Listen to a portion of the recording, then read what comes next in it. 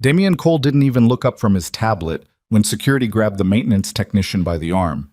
He just flicked his wrist toward the door like he was shooing away something that had wandered in off the street. "Get him out of here," he said.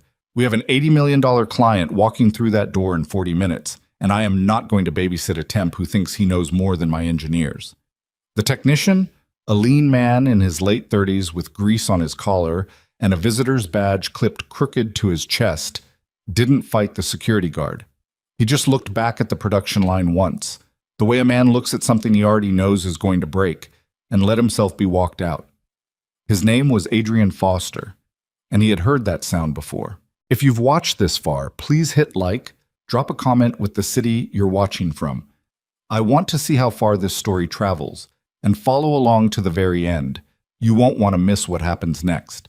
The badge said Vantex Staffing Solutions, and the name on it said a Foster, and neither of those things told you anything useful about the man wearing it. Adrian had arrived at Novaris Robotics at 6:47 that morning, 20 minutes before the shift change, carrying a canvas tool bag that had seen better decades. His truck, a 2009 Silverado with a cracked side mirror held on by electrical tape, was parked in the contractor lot at the far end of the building, next to a dumpster that smelled like machine oil and burnt rubber. He'd had to ask the security desk twice which entrance to use. The second guard hadn't been particularly friendly about it. That was fine. Adrian was used to people not being particularly friendly. He signed in, got his badge, and followed a facilities coordinator named Rosa through a series of hallways that smelled like fresh concrete and industrial cleaner. Novaris was a newer building, 4 years old, maybe 5, and it still had that quality of a place that hadn't quite settled into itself yet. The ceilings were high, the lighting was aggressive, and every flat surface was either glass or powder-coated steel in a shade of gray that the company had probably paid a designer too much money to name. Rosa handed him off to a floor supervisor named Cal, who gave Adrian a clipboard and pointed him toward a series of maintenance checks on the secondary coolant lines running behind the main production floor. Routine stuff. Pressure readings, connection inspections, a couple of filter swaps, the kind of work that took 2 hours if you were paying attention, and half a day if you weren't. Adrian was always paying attention. He'd been doing contract maintenance work for 3 years. Before that, and this was the part nobody at Vantex Staffing knew about, and nobody at Novaris Robotics had bothered to ask about, he'd spent 11 years as a systems integration engineer at Kellerman Dynamics, one of the 3 or 4 companies in the country that actually understood how to build high-speed precision robotics at industrial scale. He'd started there at 26, worked his way up to senior engineer by 30, and by 34 he was running calibration protocol development for their flagship assembly systems. Then his wife left. That's how he told it when he told it at all, which wasn't often. Then my wife left. It was a clean sentence that didn't require a lot of follow-up, and it covered a complicated 2-year period that involved joint custody arrangements and a daughter named Mia, who was 7 at the time and is 10 now, and a house that got sold, and a job that Adrian quit because he couldn't maintain the travel schedule that the job required, while also being the parent Mia needed him to be. He'd done the math. The math had been painful, but it wasn't complicated. So he'd cashed out his equity stake in a calibration patent he'd co-developed at Kellerman, enough to buy a small house outright and keep things steady for a few years, and he'd gone back to working with his hands in a more literal sense. Contract maintenance. It paid reasonably well. It kept him local. And Mia was doing well in school, which was, when Adrian was honest with himself, the only metric that actually mattered to him anymore. He didn't miss the engineering meetings. He didn't miss the PowerPoint presentations and the budget cycles and the politics of who got credit for what. What he missed, if he was being honest, was the problem solving. The specific pleasure of understanding why something wasn't working, finding the exact place where the logic had broken down, and fixing it. He got that sometimes, even in maintenance work. He got it that morning at Novaris Robotics. What? The production floor was separated from the maintenance corridor by a wall of tempered glass that ran about 40 feet in length, which meant that while Adrian was working on the coolant lines, he had a clear view of the main assembly system, a high-speed precision line built around what looked like a Kellerman-licensed architecture, though modified significantly in the integration. 6-axis robotic arms, conveyor synchronization across 3 parallel tracks, and what appeared to be a vision-guided quality control station at the tail end. It was impressive equipment. Adrian could see that just from looking at it. Whoever had spec'd it out knew what they were doing, at least on paper. The line wasn't running at full speed. It was cycling through what looked like pre-demonstration testing, slow passes, position verification, the kind of thing you did to make sure the system was ready before you brought it up to operating velocity. There were 4 engineers on the floor, 2 of them standing at a workstation that displayed the system's real-time telemetry, and 2 others walking the line, checking connections and sensor housings. Adrian worked. He checked his pressure readings. He logged his numbers on the clipboard. And then he heard it. It was subtle. Not the kind of sound that would have registered to most people, and certainly not to anyone who hadn't spent years working with high-speed rotary encoders. But Adrian had spent years working with high-speed rotary encoders, and the sound, a faint, irregular resonance coming from somewhere in the second track's drive assembly, almost like a hum that couldn't quite decide on a frequency, landed on him the way a wrong note lands on a musician. He stopped what he was doing. He pressed his hand against the glass, not because he could feel anything through it, but because the instinct was there. He watched the system cycle through another slow pass, listened, and there it was again. Intermittent. Speed-dependent, probably. The kind of thing that wouldn't show up at low test velocities, but would become very obvious, very quickly, once the line was pushed to operating speed. He knew exactly what it was. He'd seen it before, or rather, he'd heard it before, 6 years ago at Kellerman, on a line that had been rushed through final calibration before a government procurement review. Someone had skipped the high-speed encoder compensation step, which wasn't a catastrophic error under normal circumstances, but became one once the system tried to maintain tight synchronization at full velocity. The resonance built up. The controller started making micro-corrections that were slightly out of phase. Eventually, the system's safety logic read it as a fault condition and shut the line down. It had shut down 7 times during that government review before Adrian had caught it. He'd been furious then, because the skip had been a time-pressure decision made without his sign-off. He stood there for a moment, hand still against the glass, and then he made a decision that, looking back on it, was entirely in character for him, even if it was also entirely naive about how it was going to be received. He went to find someone to tell. The engineering supervisor's name was Damian Cole. Adrian found this out from Cal, who found out by asking a passing engineer who seemed slightly nervous about the question. The logistics of this small chain of inquiry should have told Adrian something, but he was focused on the problem and not particularly attuned to organizational politics, which was one of his known flaws. Damian Cole was standing near the main workstation when Adrian approached, reviewing something on a tablet with the concentrated expression of a man who was already mentally 3 steps ahead of his current situation. He was tall, well-dressed for an engineer on a production floor, pressed slacks, no tie, a button-down with the sleeves rolled precisely to the elbow, and he had the particular kind of self-possession that comes from being told you're brilliant often enough that you've stopped questioning it. He was, from what Adrian could gather in about 30 seconds of observation, the kind of engineer who was very good at managing the appearance of competence, which wasn't the same thing as competence, but it looked almost identical from a distance. "Excuse me," Adrian said. Damian didn't look up. "We're in pre-demonstration prep. Contractor questions go to Cal." "I'm not a contractor question. I'm a systems issue." Adrian paused. "I've been working behind the glass for the last hour, and I can hear a resonance in your second track's drive assembly. At low speed, it's easy to miss, but if you're planning to run this at full operating velocity today..." Damian looked up then. He looked at Adrian's badge first, then at Adrian's tool bag, then at Adrian's face, and in that sequence of looks he communicated a fairly complete sentence without saying anything. "Your maintenance," he said. "I'm a maintenance contractor, yes, but I've worked with this architecture before, and what you're hearing sounds like you've got about 45 minutes before a client walks through that door, and I've got engineers with actual credentials who've been over this system for 2 weeks. Damian set his tablet down with the particular kind of deliberateness that was intended to signal finality. "I appreciate the concern, I genuinely do, but this line has been through 3 full diagnostic cycles.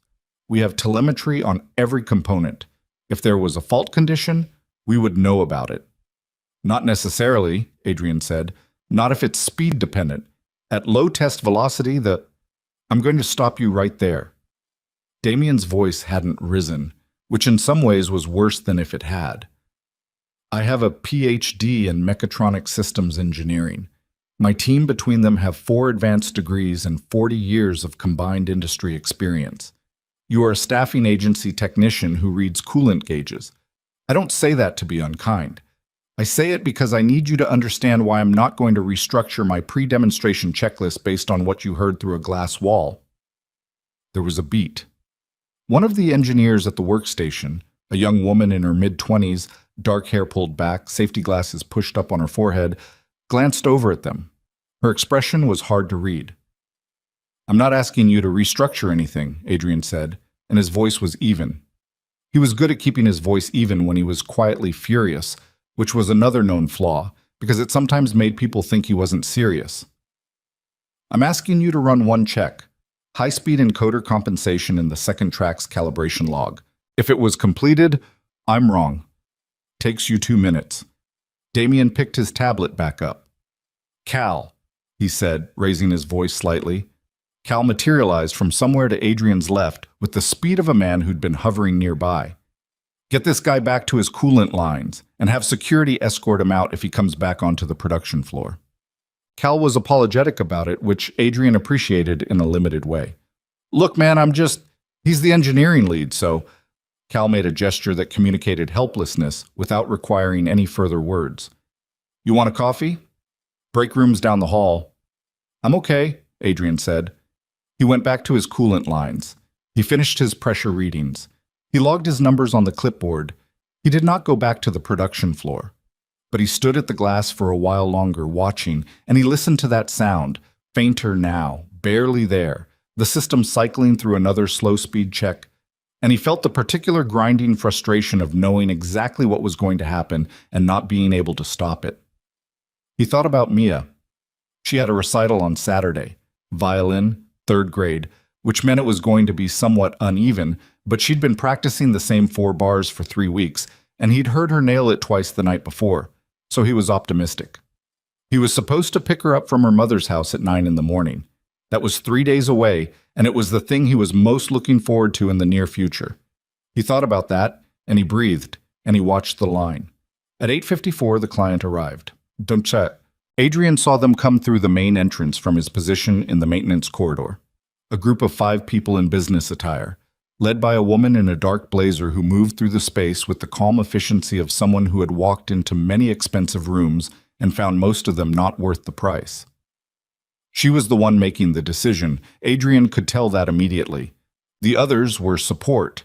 An attorney, probably, a technical consultant, a couple of junior people there to take notes and nod at appropriate intervals. Novartis's CEO came out to meet them. Her name was Vanessa Hayes. Adrian knew this only because her name was on the lobby plaque he'd passed on his way in that morning. And she was a compact woman in her early 50s who gave the impression of having made a significant number of difficult decisions in her life and not having been particularly wounded by most of them. She shook the client lead's hand and said something that was too far away to hear, and the group moved toward the production floor. Adrian went back to his work. He was on his last filter swap when he heard the line spin up.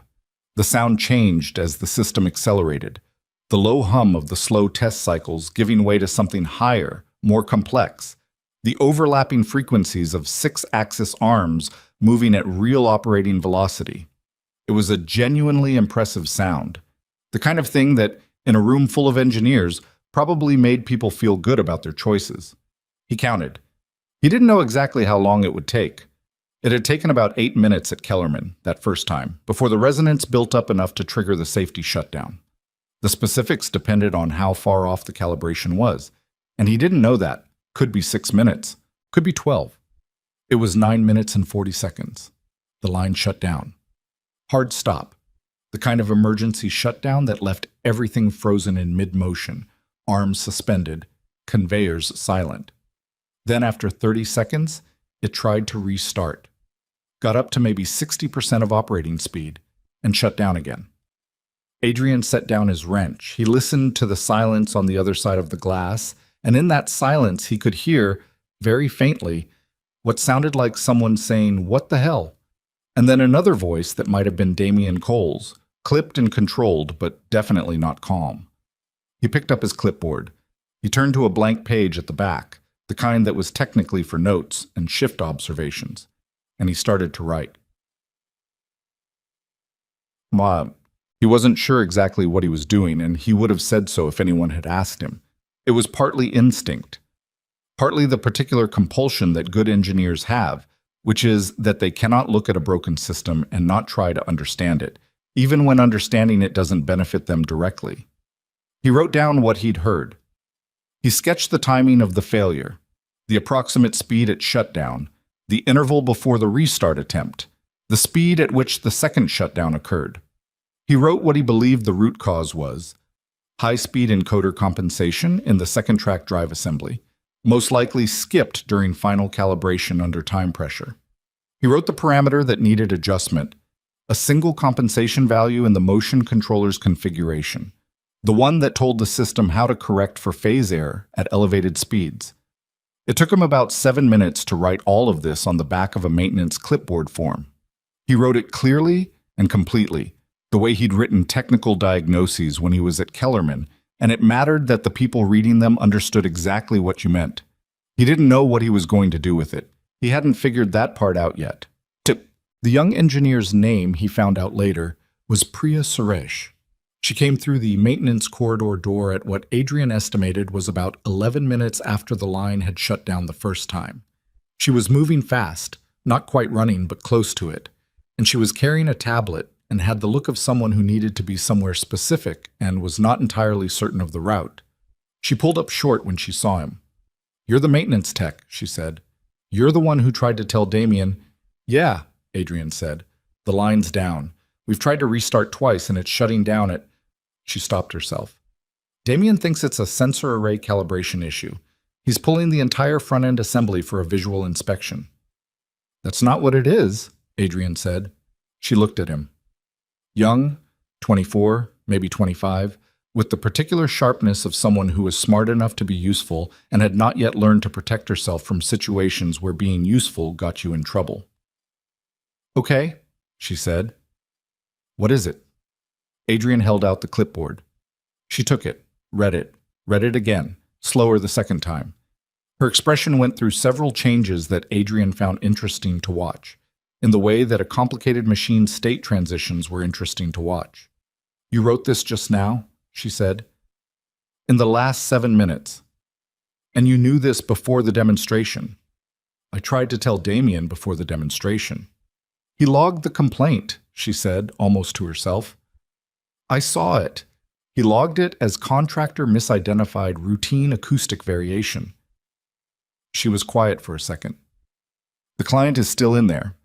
Vanessa is... she's trying to hold it together. The client is talking about leaving." How much time before they leave?" "I don't know, 20 minutes? Less, maybe." Adrian looked at the clipboard. He looked at her.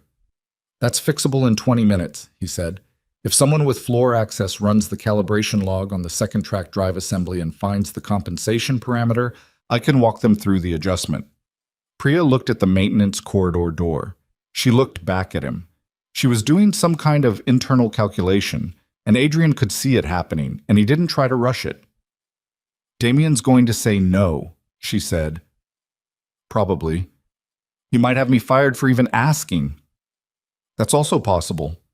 She looked at the clipboard again for a long moment, and then she tucked it under her arm with the decisive motion of someone who had finished calculating and arrived at a number they were going to commit to, whatever it cost.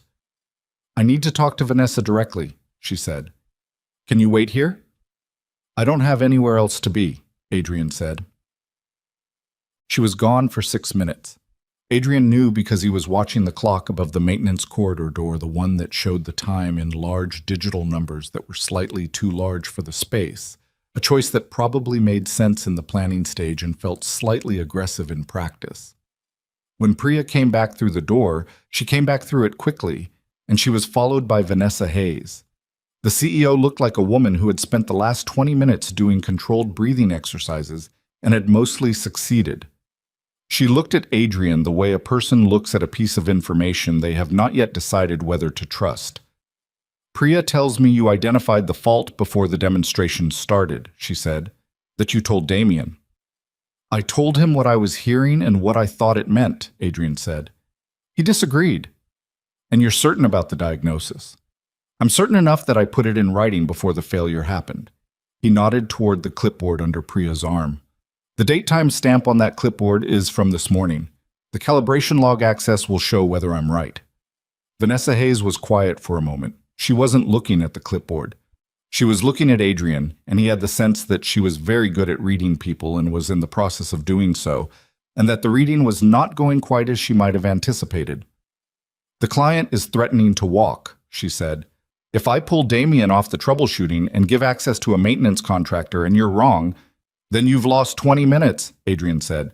You're losing that anyway. She looked at him a beat longer. What's your name? She said. Your actual name, not just your badge. Adrian Foster. Oh, what's your background, Mr. Foster? 11 years at Kellerman Dynamics, 7 of them in systems integration. I ran calibration protocol development for 3 years. Something shifted in her expression. Kellerman was not a small name in this industry. Then why are you... She stopped herself. It wasn't the moment for that question. Where do you need to be? She said instead. The floor, Adrian said. And I need someone to pull the calibration log on the second track drive assembly and read me the compensation parameter value. Vanessa Hayes said, Priya. Priya said, I'm on it. Vanessa Hayes looked at the maintenance corridor door, then at Adrian, then at something in the middle distance that was probably the specific shape of a decision she was making.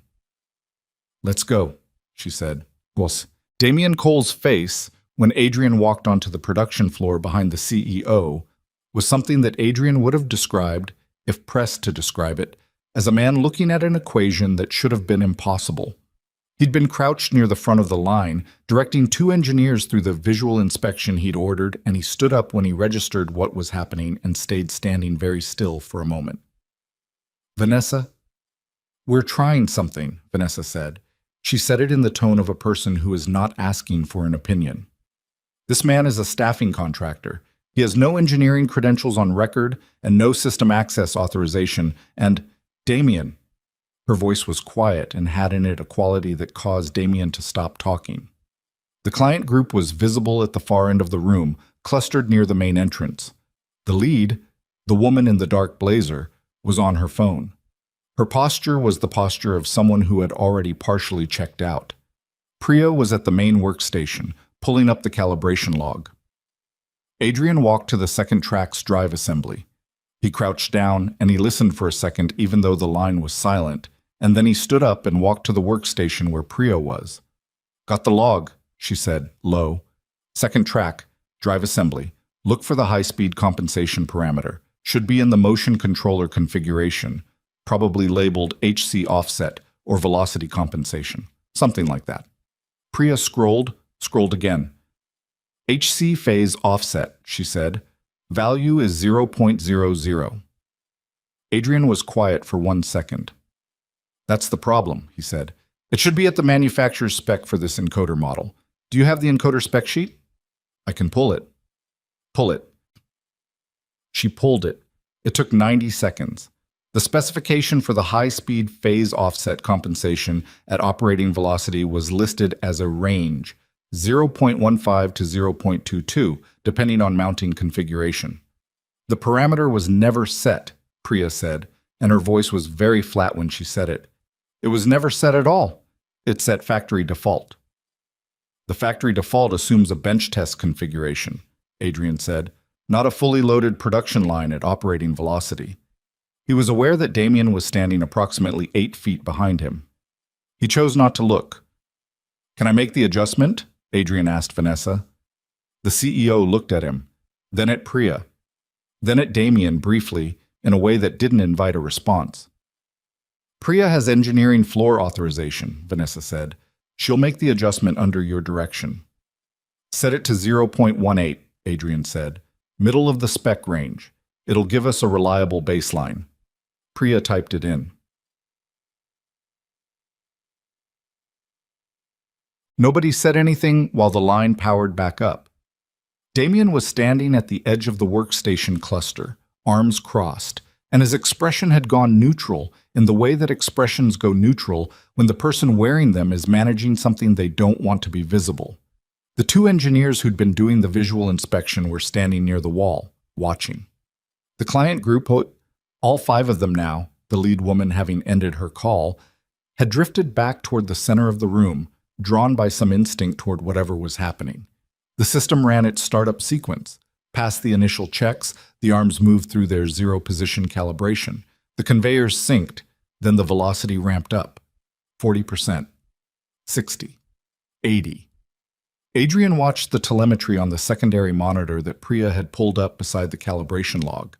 The phase offset readings were clean, no resonance build, no harmonic error accumulation, 90% of operating velocity.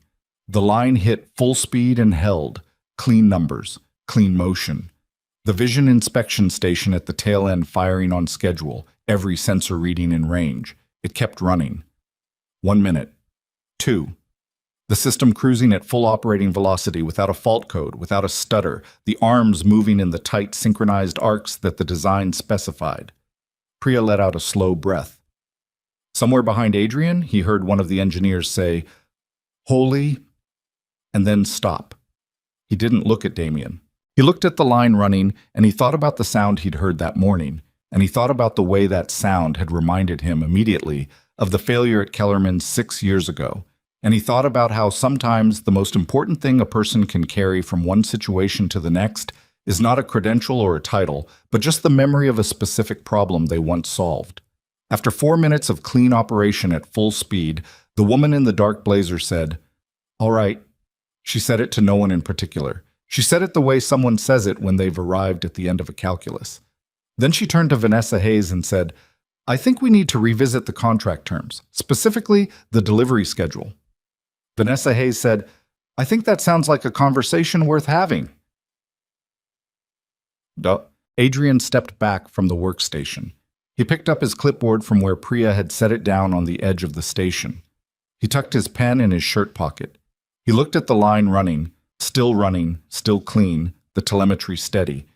And he felt the specific quiet that comes after a problem has been solved, which is different from happiness and different from pride, and is mostly just the absence of the grinding noise that was there before. He was aware of people looking at him. He was aware that the room had a different quality to it than it had 10 minutes ago. He looked at Priya, who was looking at him with an expression he couldn't quite categorize. "Thank you," he said. It was for the calibration log pull and the parameter entry, and the 6 minutes she'd spent going to get Vanessa, and probably some other things too. She nodded, a little unsteadily. He looked at Vanessa Hayes, who was now engaged in a conversation with the client lead, but who paused when Adrian looked at her long enough to give him a brief nod of acknowledgement. He looked, finally, at Damien Cole. Damien was still standing at the edge of the workstation cluster, arms still crossed. He was looking at the production line. He had the face of a man doing very complicated arithmetic that wasn't coming out the way he wanted. He didn't say anything to Adrian. Adrian didn't say anything to him. He walked back to the maintenance corridor, picked up his tool bag, and went to find Cal to let him know the coolant line work was done. Cal found him in the break room at 11:43, which was where Adrian had ended up after returning his tool bag to the contractor staging area and spending about 15 minutes sitting in his truck in the parking lot doing nothing in particular. He hadn't planned to go back inside. He'd finished the coolant line work. His clipboard was logged and his hours were recorded, and technically there was nothing keeping him at Novaris Robotics for another minute. He could drive home, pick up Mia's lunch from the deli on Clement Street the way he did on Tuesdays, have it ready when she got off the school bus at 3:15. That had been the plan. Then he'd sat in the truck and stared at the cracked side mirror for a while, and then he'd gone back inside and gotten a cup of coffee from the break room machine, which dispensed something that was technically coffee in the sense that it was hot and brown. Cal came in looking slightly flustered, which appeared to be Cal's default operating state. "You're still here," Cal said. "Apparently. Miss Hayes wants to talk to you." Cal paused. "The CEO, yeah. She asked me to find you." Adrian looked at his coffee. "I'll be out in a minute," he said. Cal hovered for a second, clearly uncertain whether a minute was an acceptable timeline given the seniority of the person doing the asking.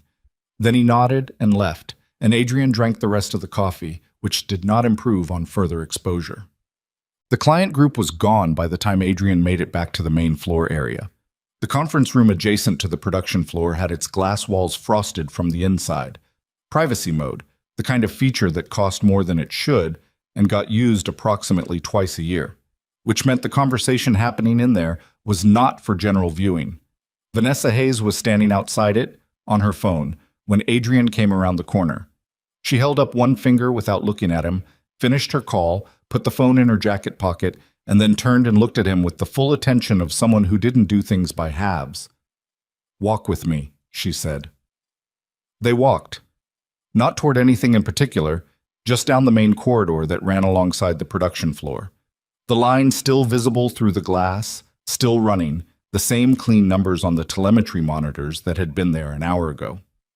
"The client is in there with our legal team reviewing contract language," Vanessa said. "They haven't walked. They're still at the table." "That's good," Adrian said. "It is good. It's also—" She paused, choosing her words with the precision of someone who had once said the wrong thing at the wrong moment and remembered the shape of it. "It's more than I had any reason to expect 45 minutes ago." Adrian didn't say anything to that. "I owe you an apology," she said. "You don't. You didn't know who I was. I'm the CEO of this company. Knowing who has access to my production floor before an $80 million demonstration is arguably my job." Her voice was dry, not self-flagellating. "But that's a separate conversation. What I want to ask you right now is whether you're planning to file a complaint with the staffing agency." Adrian looked at her. "Why would I do that?" "Because Damian Cole had you removed from the floor after you correctly identified a critical fault. Because you were dismissed as unqualified by the chief engineer of a company whose flagship system you then fixed in under 5 minutes. Because most people in your position would be very reasonably angry about that." "I'm not unreasonably angry about it," Adrian said. It happened. The line's running." She studied him for a moment. "What did you do at Kellerman?" "Calibration protocol development, mostly. Some systems integration on the front end. I co-developed a compensation algorithm that's probably in about 30% of the high-speed robotic lines currently operating in North America." He said it without particular emphasis, the way you'd mention a fact about the weather. Vanessa Hayes stopped walking. She turned and looked at him with an expression that was recalibrating something, and Adrian had the impression she didn't recalibrate often. "The Foster-Wren algorithm," she said. "I was Foster," he said. Marcus Wren was the other half. The algorithm was licensed through Kellerman and had been for 5 years. It had a name in the industry, not a famous name, engineers' names rarely were, but a known one, the kind that people in robotic systems departments recognized without necessarily being able to attach a face to it. "Why are you doing contract maintenance work?" she asked, and then quickly, "You don't have to answer that." "It keeps me local," he said. "I have a 10-year-old. She looked at him for another moment, and in that look was something that wasn't quite pity and wasn't quite respect, but was somewhere in the territory between them. Then she nodded once and started walking again. "I need to know what happened this morning from your perspective," she said. "All of it, in detail," Adrian told her. He told it straight. He didn't editorialize, and he didn't minimize, and he didn't exaggerate. He described the sound he'd heard through the glass, the diagnostic reasoning it triggered, the approach to Damian, the dismissal, the clipboard notes. He described the timeline of the failure, the minutes and seconds he'd counted while standing in the maintenance corridor, and the conversation with Priya that had gotten him back on the floor. Vanessa listened without interrupting, which Adrian appreciated.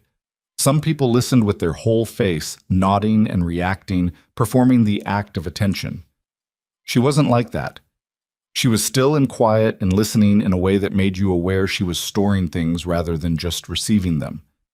When he finished, she was quiet for a few seconds. "Damian logged your initial complaint as a contractor acoustic misidentification," she said. "I heard.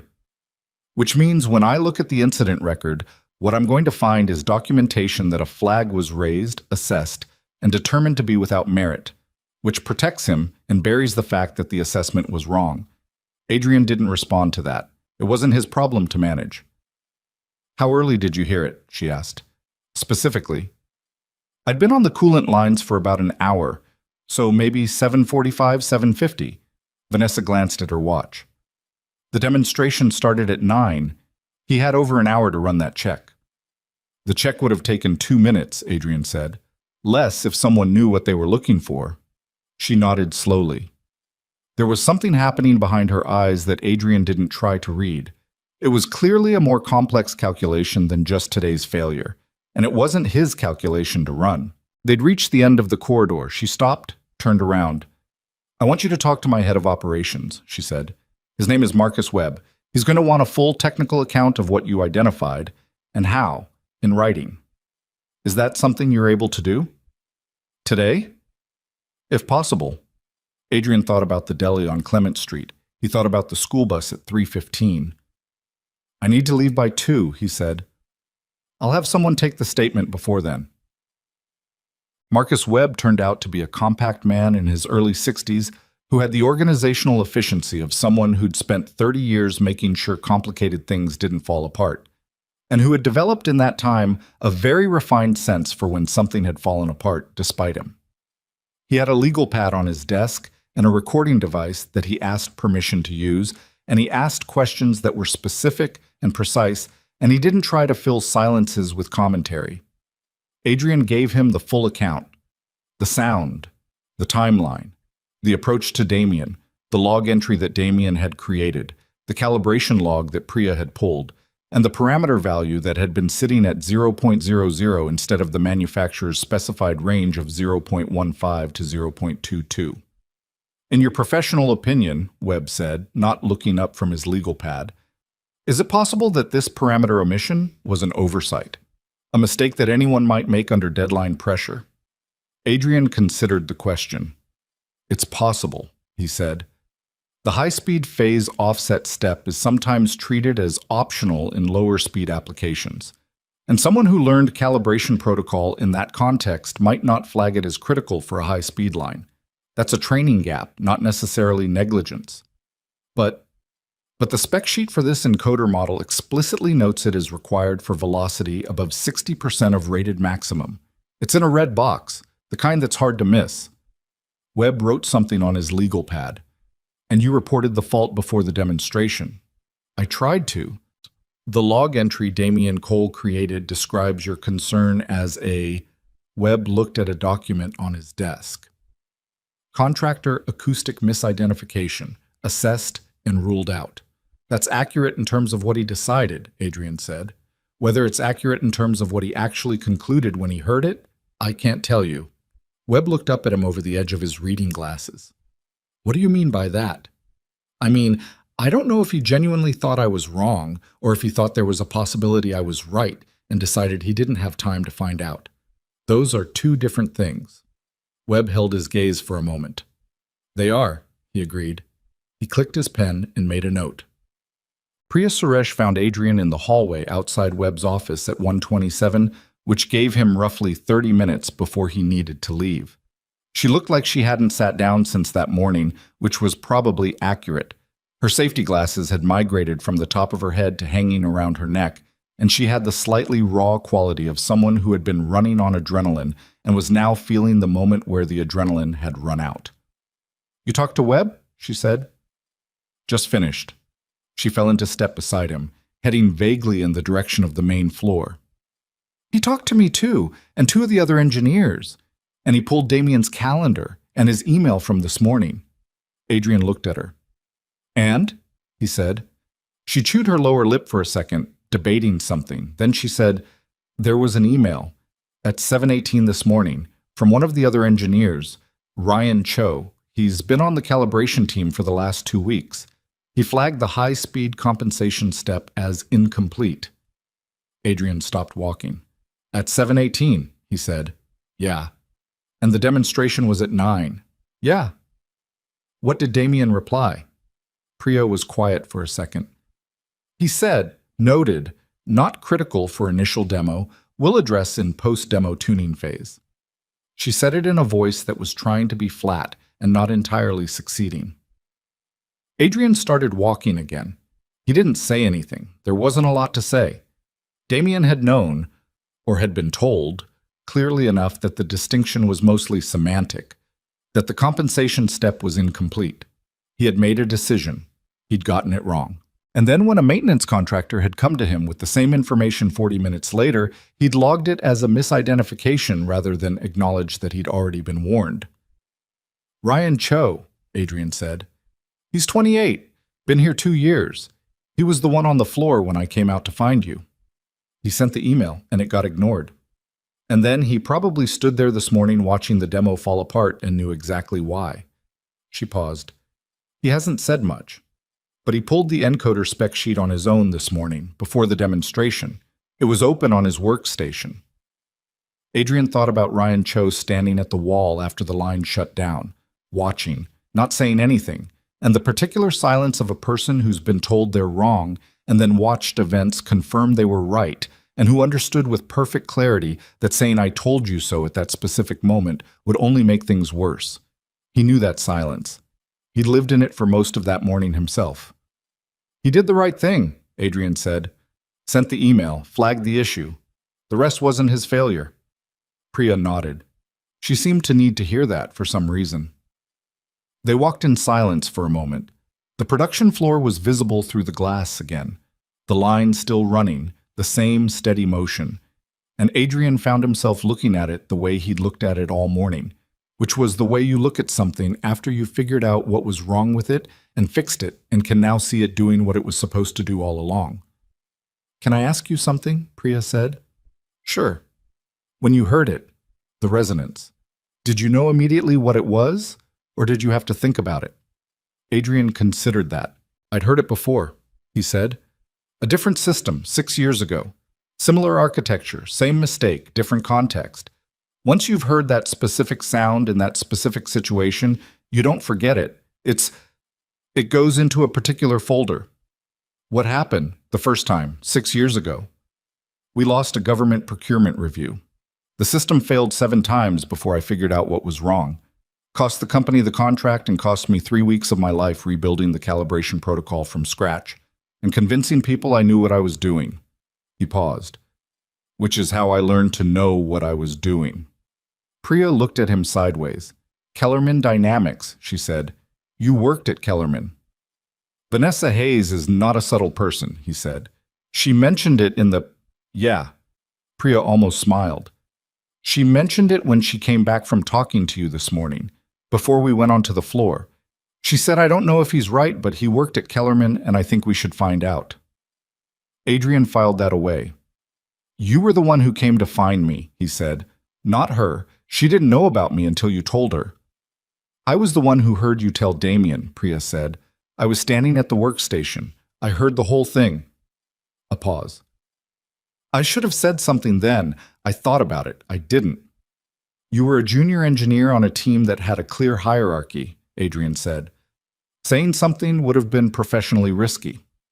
Not saying something turned out to be technically catastrophic." He couldn't argue with that. He didn't try. "You said something when it mattered," he said instead. "You came and found me. You made the call to go to Vanessa. Those weren't safe choices, they were just right ones." She was quiet for a moment. "Damien's been my supervisor for 16 months, she said. He's not a bad engineer, he's very smart. He's just also the kind of person who can't hear a warning from someone he's already decided is below him. Like it doesn't register as information, it just registers as noise." Adrian thought about the way Damien had looked at his badge before looking at his face. "Yeah," he said, "I've met that kind of person." "How do you deal with it?" "I'm working on that," he said, which was honest.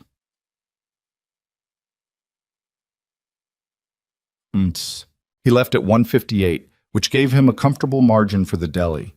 Marcus Webb had his recorded statement. Vanessa Hayes had his cell phone number, which she'd asked for before he left, handing him her card and asking him to write it on the back. He didn't ask what she intended to do with it. He assumed she'd either call or not call, and he'd find out which soon enough. The drive from Novaris back toward his side of the city took about 35 minutes on a good day. This was not a good day for traffic. It was a Tuesday, But it was also the week before a long weekend, and people in this city seemed to begin their pre-holiday migrations about 4 days early. So it took 47 minutes and cost him the deli stop. He got home, made a sandwich from what was in the refrigerator, and sat at the kitchen table eating it in the quiet of an empty house that was not silent exactly, but was the particular version of quiet that a house has when the person who makes it feel occupied is somewhere else. He thought about the morning in the way he processed most things. Not with a lot of internal narrative, but with a series of images and sounds, ordered and examined. The resonance through the glass.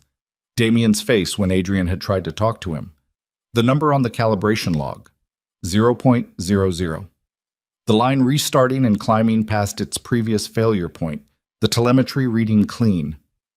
He thought about Ryan Cho's email, sent at 7:18, 40 minutes before Adrian had even arrived at Damien's workstation. The warning that had been noted, filed as not critical, set aside. He thought about Priya saying, "I should have said something then," and the weight that sentence carried, the specific weight of the thing you knew and didn't do.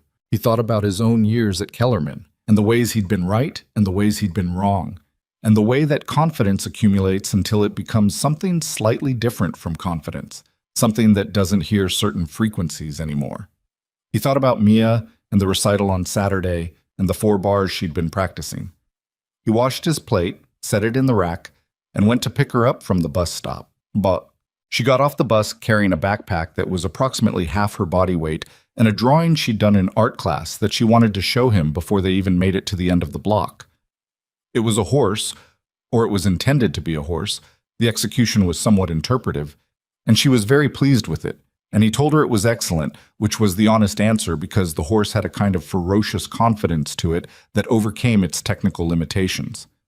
They walked home and she talked about her day in the compressed, non-linear way that 10-year-olds describe their days, jumping between events based on some associative logic that made perfect sense to her and required active reconstruction on his end.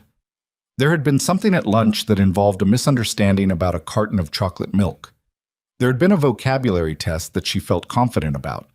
Someone in her class named Owen had said something at recess that she was still working out whether it constituted an insult.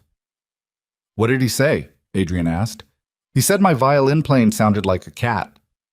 "In a good way or a bad way?" She looked at him. "In what world is that a good way?" "I'm just covering my bases." "He meant it as a bad thing," she said firmly, "but also," she thought about it, "cats make a lot of different sounds. Some of them are pretty good." "That's a very reasonable analysis," he said. She seemed to accept this. They got home. She had a snack and did homework at the kitchen table while he sat across from her with a cup of coffee that was substantially better than the break room version from that morning. She asked him 3 questions about math that he answered, 1 question about history that he had to look up, and 1 question about whether it was possible for a bird to carry a grudge that he answered with more certainty than he probably had any right to. At some point, she looked up from her worksheet and said, "Dad, did something happen today?" He looked at her. "What do you mean?" "You have your face," she said. "I have several faces." "Which one?" "The one where something happened, and you're not sure if it's good or bad yet." He considered this. "Something happened," he said. "I haven't decided what it means." She accepted this without pushing further, which was one of the things about Mia that he was quietly grateful for. She knew when to ask and when to let something sit. He didn't know where she'd learned it. It wasn't from him. She went back to her worksheet. He drank his coffee. Outside, it was getting dark in the slow way that late evenings did at this time of year, the light changing texture rather than just quantity, everything going a slightly warmer version of itself for about 20 minutes before it went dark for real. His phone buzzed at 6:41. Unknown number, local area code. He answered it. "Mr. Foster?" It was Vanessa Hayes. He recognized her voice, that particular quality of compressed efficiency that she carried in every syllable. "I apologize for the hour." "It's fine," he said. "I wanted to let you know that we've concluded the client conversations. The contract is not canceled. They've agreed to a 48-hour technical review period before final execution, which is reasonable given the circumstances, and I believe we'll come through it." "That's good," he said. Additionally, our internal review of this morning's events is ongoing, but I have enough to tell you that what you flagged to Marcus Webb has been substantially corroborated.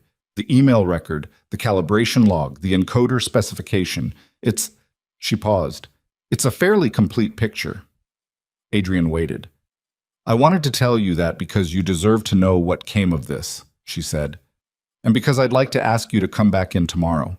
Not as a Vantex contractor, in a different capacity. What capacity? I'd like to discuss that in person, if you're available. 10 o'clock.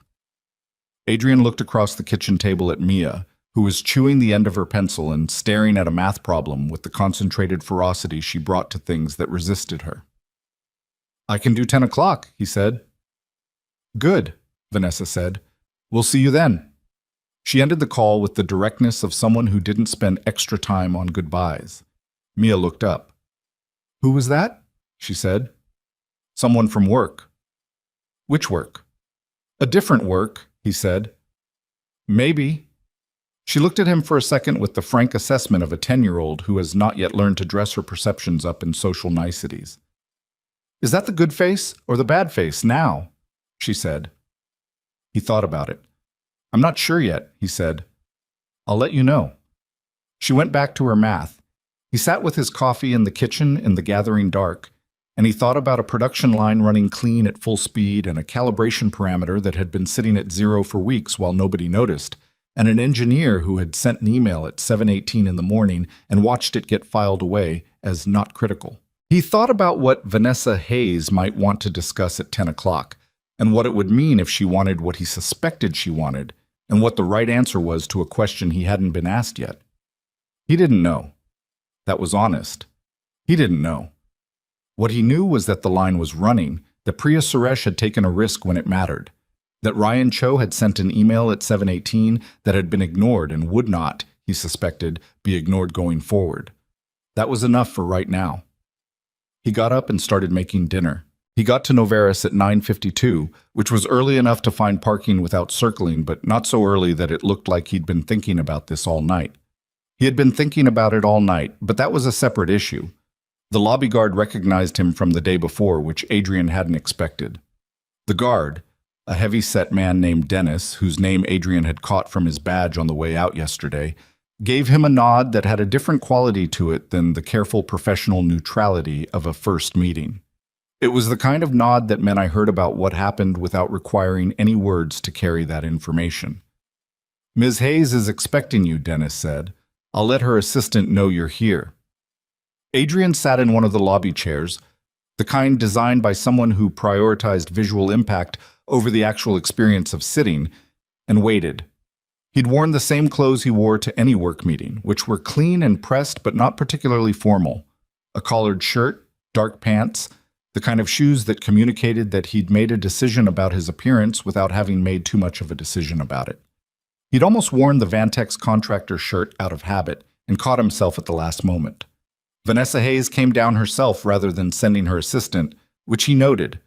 She looked like a person who had slept about 5 hours and found them sufficient, which probably meant she functioned well on 5 hours and had for a long time. She was in a different blazer than the day before. Charcoal today, not the navy from yesterday, and she moved through the lobby with the same compressed efficiency she brought to everything.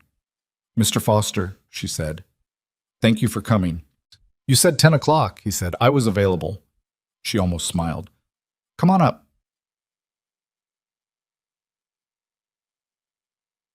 Her office was on the 4th floor, corner position, with a view that on a clearer day probably looked out over the hills to the east. Today there was marine layer sitting heavy over everything, softening the city to a series of gray-green shapes. She had a desk that was large and thoroughly occupied. Not messy, but full, the desk of someone who was actually working rather than performing the idea of work, and 2 chairs across from it that were considerably more comfortable than the lobby furniture.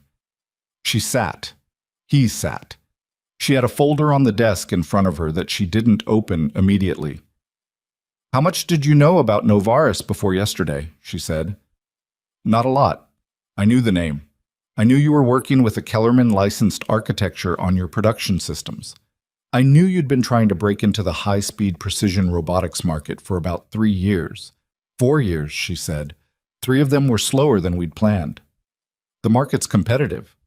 The market is extremely competitive and the barriers to entry are high, and most of the people who know how to do this work are already employed by the 3 companies that own most of the market.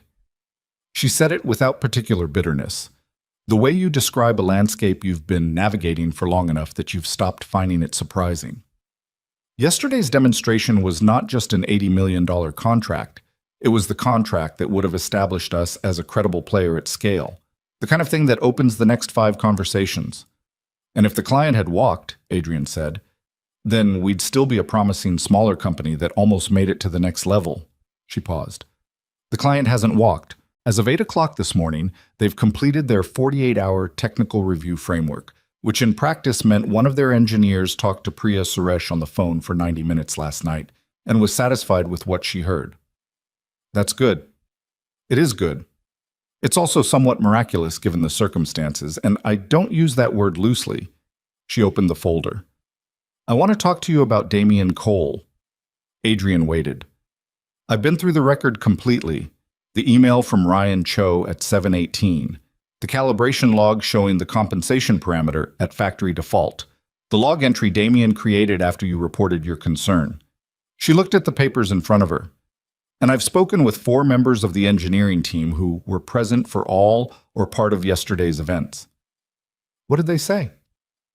They said, with varying degrees of directness, because some of them have complicated feelings about saying things that reflect on their supervisor, that Damien had been aware the calibration schedule was compressed, that there had been conversations over the previous 2 weeks about which steps could be deferred to post-demonstration tuning and which couldn't, that Damien had made several of those determinations unilaterally. Adrian said the high-speed compensation step wasn't deferrable. No, it was explicitly not deferrable, and the engineer who flagged it in writing was told it wasn't critical for the initial demo. She closed the folder. Damien is currently on administrative leave pending a full internal review. That decision was made this morning. Adrian didn't say anything. I want to be accurate about this, Vanessa said. He's not a malicious person. He's a talented engineer who got promoted to a position that required a different set of skills than the ones that made him talented, and he managed that gap with confidence rather than competence, which works until it doesn't. She paused. Yesterday, it didn't. What does any of this have to do with me? Adrian said. Not defensively, just asking. She looked at him steadily. I want to offer you a position, she said. Lead systems engineer. Full authority over calibration protocol, system integration, and pre-deployment validation. You'd be building the framework from scratch to whatever standard you think is right, with a team that I'll let you shape. The marine layer outside the window had shifted slightly, letting in a thin line of brightness along the eastern edge of the sky. Adrian looked at it for a second, not because it was particularly significant, but because he needed a moment that wasn't her watching him react. That's a significant offer, he said. It's a significant need, she said. I'm not being generous, I'm being practical. I have a production system that just failed in front of my biggest client because nobody caught a calibration error that you caught in 40 minutes through a glass wall. I need someone who catches things. I haven't been in a lead engineering role for 3 years, he said. I know that. My resume right now says maintenance contractor. I've seen your actual work, she said. The algorithm. The Kellerman record, which I had Marcus pull yesterday afternoon. The diagnosis you put in writing before the failure happened. She spread her hand slightly, not a dramatic gesture, just an acknowledgement of the evidence on the table. The resume is the least interesting document in this conversation. Adrian laced his fingers together and looked at the desk between them. He thought about the reasons he'd left Kellerman. The travel. The custody schedule. Mia at 7, needing a parent who was physically present in the same city she was, not one who was reliable in the abstract and unavailable in practice. He'd made a calculation, and the calculation had been right at the time, and the life he'd built around it, smaller than what he'd had, different but stable, had been right too. What are the travel requirements? He said. Something in her expression shifted slightly, recognizing that the question meant he was actually thinking about it. We have one facility, she said. This facility. We're not a multinational. Occasional client site visits, maybe 4 to 6 times a year, planned well in advance. The rest is here. What's the compensation? She slid a single sheet of paper across the desk. He looked at it. The number was fair, not extravagant, but substantially more than what maintenance contracting paid, and enough to change some of the calculations he'd been running in the background for 3 years. He set the paper down. I need to think about it, he said. I expected that, she said. I'd like an answer by end of week, if that's workable. It's workable. He stood. There's something I want to say before I go. She looked up at him. The engineer who sent the email at 7:18, he said, Ryan Cho. Whatever happens with the internal review, whatever the outcome for Damien, Ryan did the right thing. He flagged the issue in writing, in time. He did everything the process is supposed to ask of him. I know that, she said. I know you know it. I'm saying it because it should be on record that it's known, not just in Marcus Webb's notes, in whatever changes you make to how this team operates going forward. She held his gaze. I'll make sure of it, she said. Jamshet. He sat in his truck in the Novaris parking lot for 11 minutes before he drove anywhere. The offer was real. That was the first thing he had to process, because some part of him had walked into the building this morning, half convinced that Vanessa Hayes was going to shake his hand, thank him for yesterday, and send him back to Vantech staffing with a pleasant letter of reference, and that would be the end of it. The rational portion of him had understood that the phone call the night before implied something more than a thank you, but rational understanding and actual preparation were not always the same thing. Lid systems engineer. Full authority over calibration protocol and system integration. He'd done that job. He'd been good at it. The 3 years away hadn't taken any of the underlying knowledge. If anything, they'd added something. The specific perspective that comes from being the person who deals with what happens when the calibration work isn't done right. The maintenance contractor standing at the glass, listening to a resonance that nobody on the floor had thought to listen for. He thought about what he'd have to restructure. The Vantech's contract. That was straightforward. 30 days notice, no complications. The school pickup schedule. Mia's school was 12 minutes from Novaris. He'd checked last night, which was closer than the Kellerman office had been even in the good years. The custody arrangement with Claire would need adjustment, but Claire was practical about scheduling when she wasn't being difficult about other things. And this was the kind of change that was easy to be practical about. He thought about Priya Suresh and Ryan Cho, and the engineering team that had been working under Damien Cole for however long they'd been working under Damien Cole. Learning implicitly that warnings sent up the hierarchy got filed as not critical and that the calibration steps you could skip were the ones nobody had specifically told you couldn't be skipped. He thought about what it would mean to walk into that team and start building a different framework. Not just the technical protocol, that part was the easy part, but the culture underneath it, the thing that determined whether a junior engineer sent an email at 7:18 or decided it wasn't worth the risk. He wasn't sure he knew how to do that part. He was willing to think he could figure it out. He started the truck and drove. He called his ex-wife from the car, hands-free, which was the mature and legal way to do it, and also the way that gave him the least control over his facial expressions, which was relevant when talking to Claire. She answered on the third ring. Adrian. Claire, do you have a minute? A pause. The pause that determined whether this was going to be a productive conversation or a complicated one. I've got about 10 minutes before a meeting. What's going on? I've been offered a full-time engineering position here in the city. Another pause, different quality this time. Okay, she said slowly. That's good, right? I think so. I wanted to talk to you before I decided because it'll affect the schedule. The position is standard hours, Monday through Friday, facilities in the Eastridge Industrial Corridor. It should actually make school pickups more consistent, not less.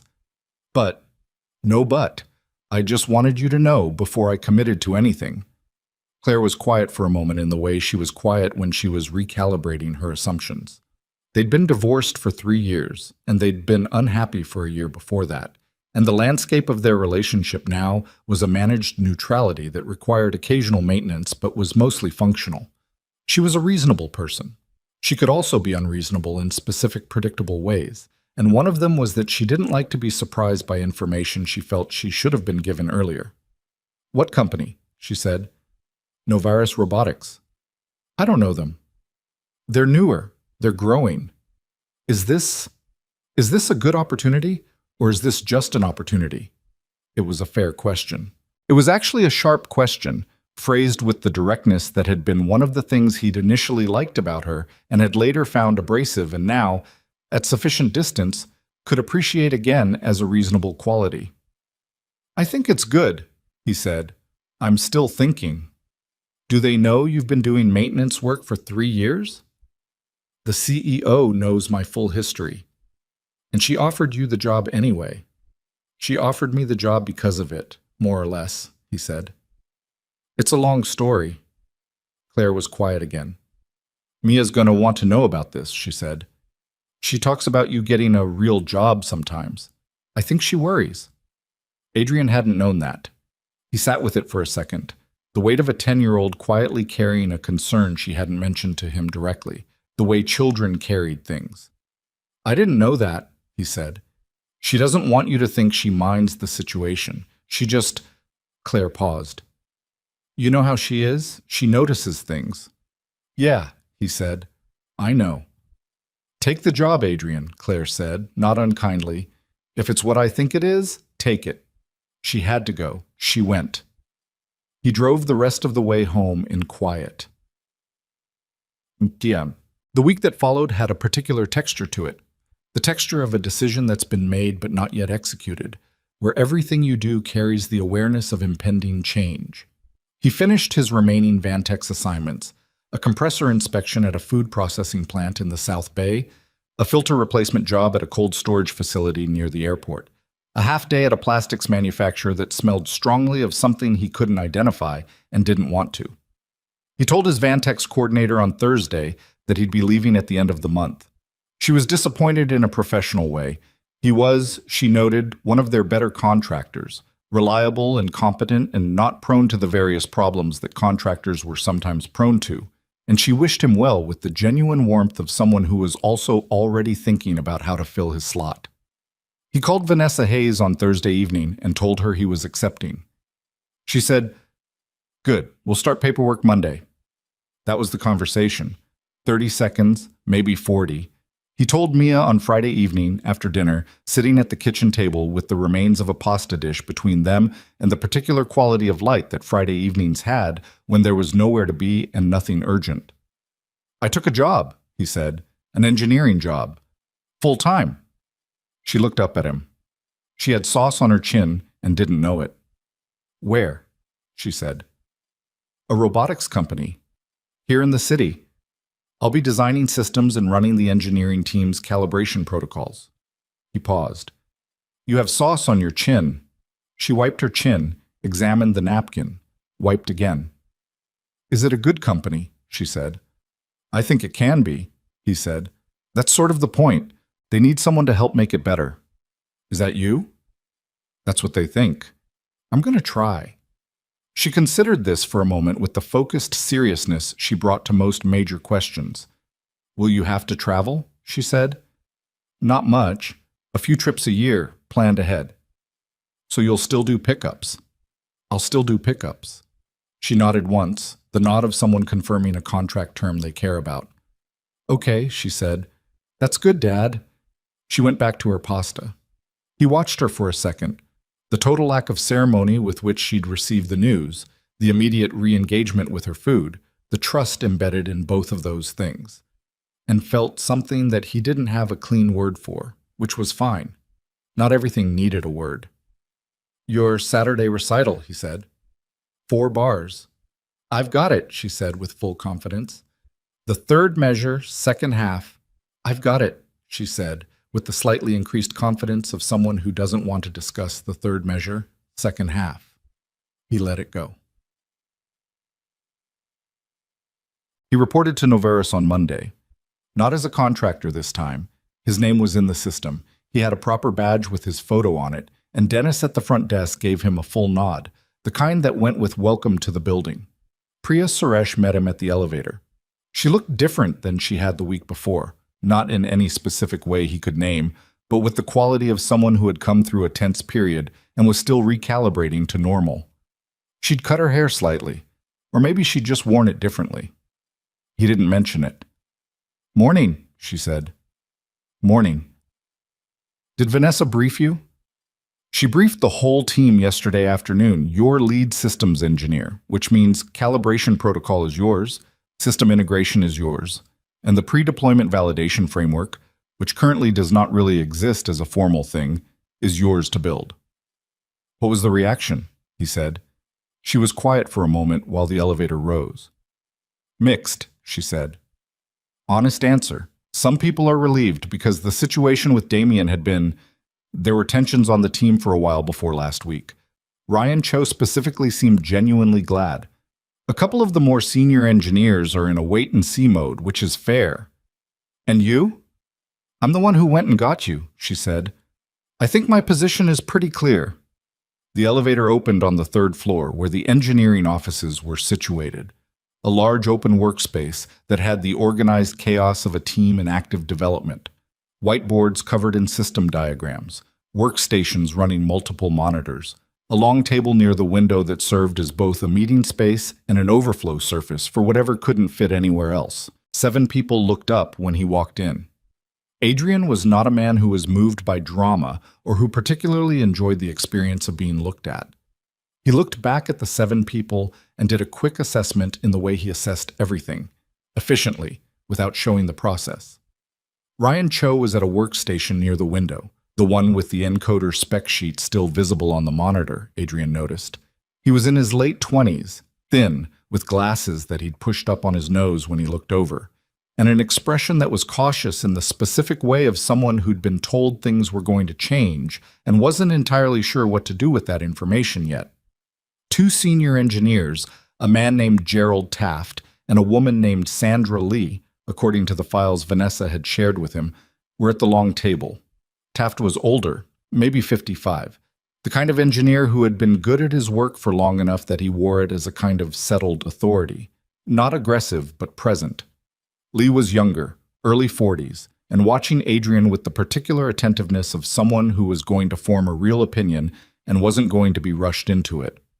3 others, junior engineers, 2 men and a woman whose names he'd reviewed but hadn't fully committed to yet, were at workstations trying to look like they weren't watching, and Priya, who was not trying to look like anything. Adrian set his bag down on the long table. He didn't stand in the center of the room or make any gesture that was intended to claim it. He just set his bag down and looked at the people looking at him. "I'm Adrian Foster," he said. "I'm not going to do a speech. I'm going to say one thing, and then I'd rather get to work." He had their full attention. Even the people trying not to watch had stopped pretending. "What happened last Tuesday should not have happened," he said. "Not because the system failed. Systems fail. That's not a moral failure. It failed because a warning was sent at 7:18 in the morning and was determined to be not critical, and another warning was given in person roughly 40 minutes later and was logged as a contractor acoustic misidentification. Those are 2 separate things. One was a calibration error. The other 2 were process failures," he paused. "Going forward, warnings go into the protocol and stay in the protocol. No flag gets closed by one person's unilateral assessment. That's not a trust issue, it's a structure issue. The structure was missing." He looked at Ryan Cho when he said the last part. Not pointedly, not in a way that required Ryan to respond or be singled out, but directly, clearly, in a way that said, "I know what you did, and it was right." Ryan's expression didn't change much, but he pushed his glasses up on his nose and nodded, very slightly. "That's it," Adrian said. "What's the current priority this week?" Gerald Taft, from the long table, said, "Post-demonstration tuning phase. The client's technical review confirmed the system is operational, but we committed to a full calibration audit before final contract execution." "Good," Adrian said. "That's where we start. I want the complete calibration log for every parameter on all 3 tracks on my workstation by noon. Not just the second track. Everything." "Everything?" Sandra Lee said. It wasn't a challenge. It was a clarifying question. "Everything," he said. "If there's one parameter that was set at factory default and left there, there might be others. We audit the whole system." There was a brief silence. "That's going to take most of the week," Taft said. "Yes," Adrian said. "It is. That's why we're starting today. Done. The calibration audit took 4 days and 2 late evenings and produced, in the end, a document that Adrian wrote largely himself with input from Priya and Ryan that ran to 37 pages and identified 9 additional parameters that had been set outside the manufacturer's recommended ranges for the Novaris operating configuration. None of them were as critical as the high-speed phase offset had been. Nothing that would have caused an immediate fault shutdown under normal operating conditions. But several of them were the kind of thing that accumulated over time, creating wear patterns that would have shown up as unexplained failures 6 or 12 months down the line. Adrian corrected each one. He documented the correction, the reason for it, and the reference specification. He built a verification checklist that listed every parameter that required validation before any system velocity change exceeding 20% of the current operating speed. He built a flag protocol. Any team member could raise a technical concern in writing. Any concern raised in writing had to be reviewed by at minimum 2 engineers before it could be closed. If the concern was raised within 72 hours of a scheduled demonstration or client review, it triggered an automatic delay in the demonstration clock, minimum 4 hours, to allow for verification. Vanessa reviewed it on Friday morning. She read it again, looked up. This would have caught Tuesday's issue, she said. Any one of 3 steps in this protocol would have caught it, he said. That's the point. You don't build 1 catch, you build 3, because the first one is always the most likely to be bypassed when there's pressure. She was quiet for a moment. Damien would have said this was over-engineered, she said. Not defending him, observing. Probably, Adrian said, but Damien's criterion for over-engineering was whether it slowed him down. That's not the right criterion. She set the document down. I want to implement this starting Monday, she said. Full team briefing. There'll be pushback, he said. Not from everyone, but from some people who are used to moving faster. That's their prerogative, she said. Moving fast is good. Moving fast past a red box in the encoder spec sheet is expensive. She looked at him directly. Is there anything you need that you don't have? He thought about it. One thing, he said. Ryan Cho. What about him? He's been doing calibration work for 2 years. He knows the system better than anyone on the team except possibly Taft. And Taft's strength is in the mechanical integration, not the software side. Ryan's flagging instincts are good. I want him as the second reviewer on every flag that comes into the protocol. That's a de facto promotion, she said. It should be a formal one, he said. Senior calibration engineer with the corresponding title and compensation. She looked at him for a moment. You've been here a week, she said. I've had the calibration log for 4 days, he said. I know what I'm looking at. She was quiet. Then, I'll have HR run the numbers. Thank you. He stood. She looked at the 37-page document on her desk. Adrian, she said. He turned. How did you know when you heard it? She said. Through the glass. How did you know it was what you thought it was and not something else? He considered the question. It deserved an honest answer. I didn't know, he said. I was about 90% confident, maybe 85. But you still said something. Being 85% sure that something's wrong is enough reason to spend 2 minutes checking, he said. That's the only thing that was different about Tuesday morning. Someone was 85% sure, and instead of spending 2 minutes checking, they spent 45 minutes logging why they didn't have to. She looked at him for a long moment. Get some rest this weekend, she said. I have a violin recital on Saturday, he said. Something in her expression shifted. The slight recalibration that people did when they were reminded that the person they were looking at was a complete human being with a Saturday that had nothing to do with them. How old? She said. 10. How is she? Adrian thought about 4 bars of violin music, practiced until they were solid, and a horse drawing with a ferocious confidence that overcame its technical limitations, and a 10-year-old who noticed when his face said something had happened and wasn't sure yet if it was good or bad. She's good, he said. She's really good. He walked out. The engineering floor was still active. Priya and Ryan at adjacent workstations, the calibration verification running on the secondary monitor, Taft going through the mechanical integration notes at the long table with the focused deliberateness of a man who took his work seriously and always had. The production line was visible through the glass. Still running. Clean numbers, clean motion, the same steady operation it had settled into the moment the phase offset parameter had been corrected a week ago. Adrian stood there for a second and looked at it, the way he'd looked at it through the maintenance corridor glass on Tuesday morning. Different angle now, different position, same line. He went to his workstation and got back to work. The contract signed on a Thursday. Adrian wasn't in the room when it happened. He was on the production floor running a velocity stress test on the third track synchronization parameters, which was exactly where he should have been. And he found out about the signing the same way most of the engineering team did. Through Priya, who came through the floor door at 2:14 in the afternoon with the particular walk of someone carrying news they're pleased to be carrying. "It's done," she said. 80 million. Full scope, 18-month delivery schedule. There was a sound from the team that wasn't quite a cheer. Engineers, as a professional category, were not given to spontaneous cheering, but was in the vicinity of one. Ryan Cho took his glasses off and rubbed his face with both hands, which was his version of an emotional response.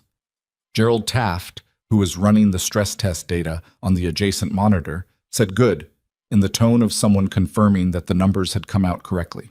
Sandra Lee, who had spent the previous 2 weeks becoming incrementally less in the wait-and-see mode and incrementally more in the other mode, looked at Adrian and said, "Does this mean we can eat something?" They ordered lunch. It arrived in an assortment of bags that took up most of the long table, and people ate at their workstations and at the table and in the general low-grade celebratory atmosphere of a team that had come through something difficult and landed on the right side of it.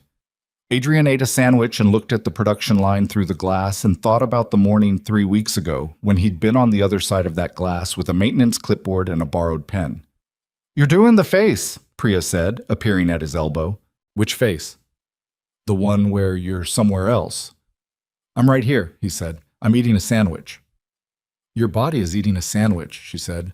"Where's the rest of you?" He looked at her. "I was thinking about the maintenance corridor," he said. "What it looked like from over there." She followed his gaze toward the glass. From this side, the corridor was visible as a narrow-lit space behind the production floor. Fluorescent lights, concrete floor, the coolant line connections running along the wall at knee height. "Different angle," she said. "Yeah." They stood there for a second, both looking. "I talked to Vanessa this morning," Priya said, in a slightly different tone. "Before the signing. She wanted to tell me personally that Ryan's title change is going through. Senior Calibration Engineer, effective 1st of next month." "Good," Adrian said. "He doesn't know yet. She's telling him this afternoon." She paused. "She also said, and this is direct quote, that the flag protocol you built is going into the company's operating standards documentation, not just for this team, for the whole facility." Adrian finished his sandwich. "That should have been standard from the start," he said. "Probably, but it wasn't." She looked at him with the slightly complicated expression she sometimes wore when she was navigating between what she wanted to say and what felt appropriate to say. "You've been here 3 weeks, Adrian. 3 weeks, and you've rebuilt the calibration framework, audited every parameter on all 3 tracks, gotten Ryan a promotion, and written a flag protocol that the CEO is putting in the company standards. I'm just saying." "I'm aware of what I've done," he said, not sharply. "I'm also aware that most of it was things that should have been in place already." "Sure," she said, "but they weren't. And now they are." He didn't have a clean answer to that, so he didn't offer one. Well, the internal review of Damien Cole concluded on a Friday, 4 days after the contract signing. Adrian wasn't part of the review. That was appropriate. He was too recently arrived and too directly involved in the precipitating incident to be a neutral participant in any evaluation of it. Marcus Webb ran it, with a 2-person HR panel and an outside technical consultant who had been brought in specifically to assess the engineering judgments involved. The summary that circulated, to the department heads and to Adrian in his capacity as lead systems engineer, was 14 pages, of which Adrian read all 14. Carefully, on a Saturday morning at his kitchen table while Mia was at her mother's for the weekend. He read it once straight through. Then he went back and read the section on the calibration decisions again, more slowly. The review had found, in language that was precise and careful and clearly written by someone who understood that these documents eventually ended up in places where precision mattered.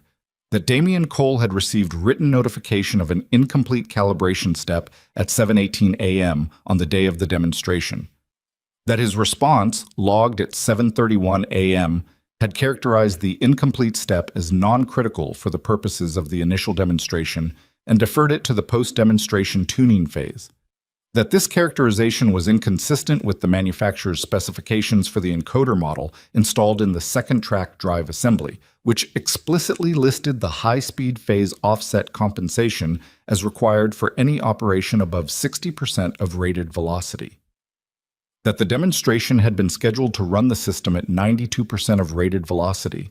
The review had further found that when a second notification was received, verbally, from a maintenance contractor who had independently identified the same issue, Damian Cole had logged it as a contractor acoustic misidentification rather than noting it as a corroborating flag.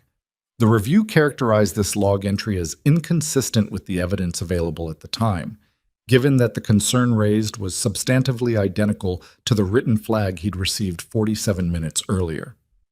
The review's conclusion was that the failure to act on two separate notifications of the same critical calibration issue under time pressure in advance of a high-stakes client demonstration constituted a significant lapse in professional judgment.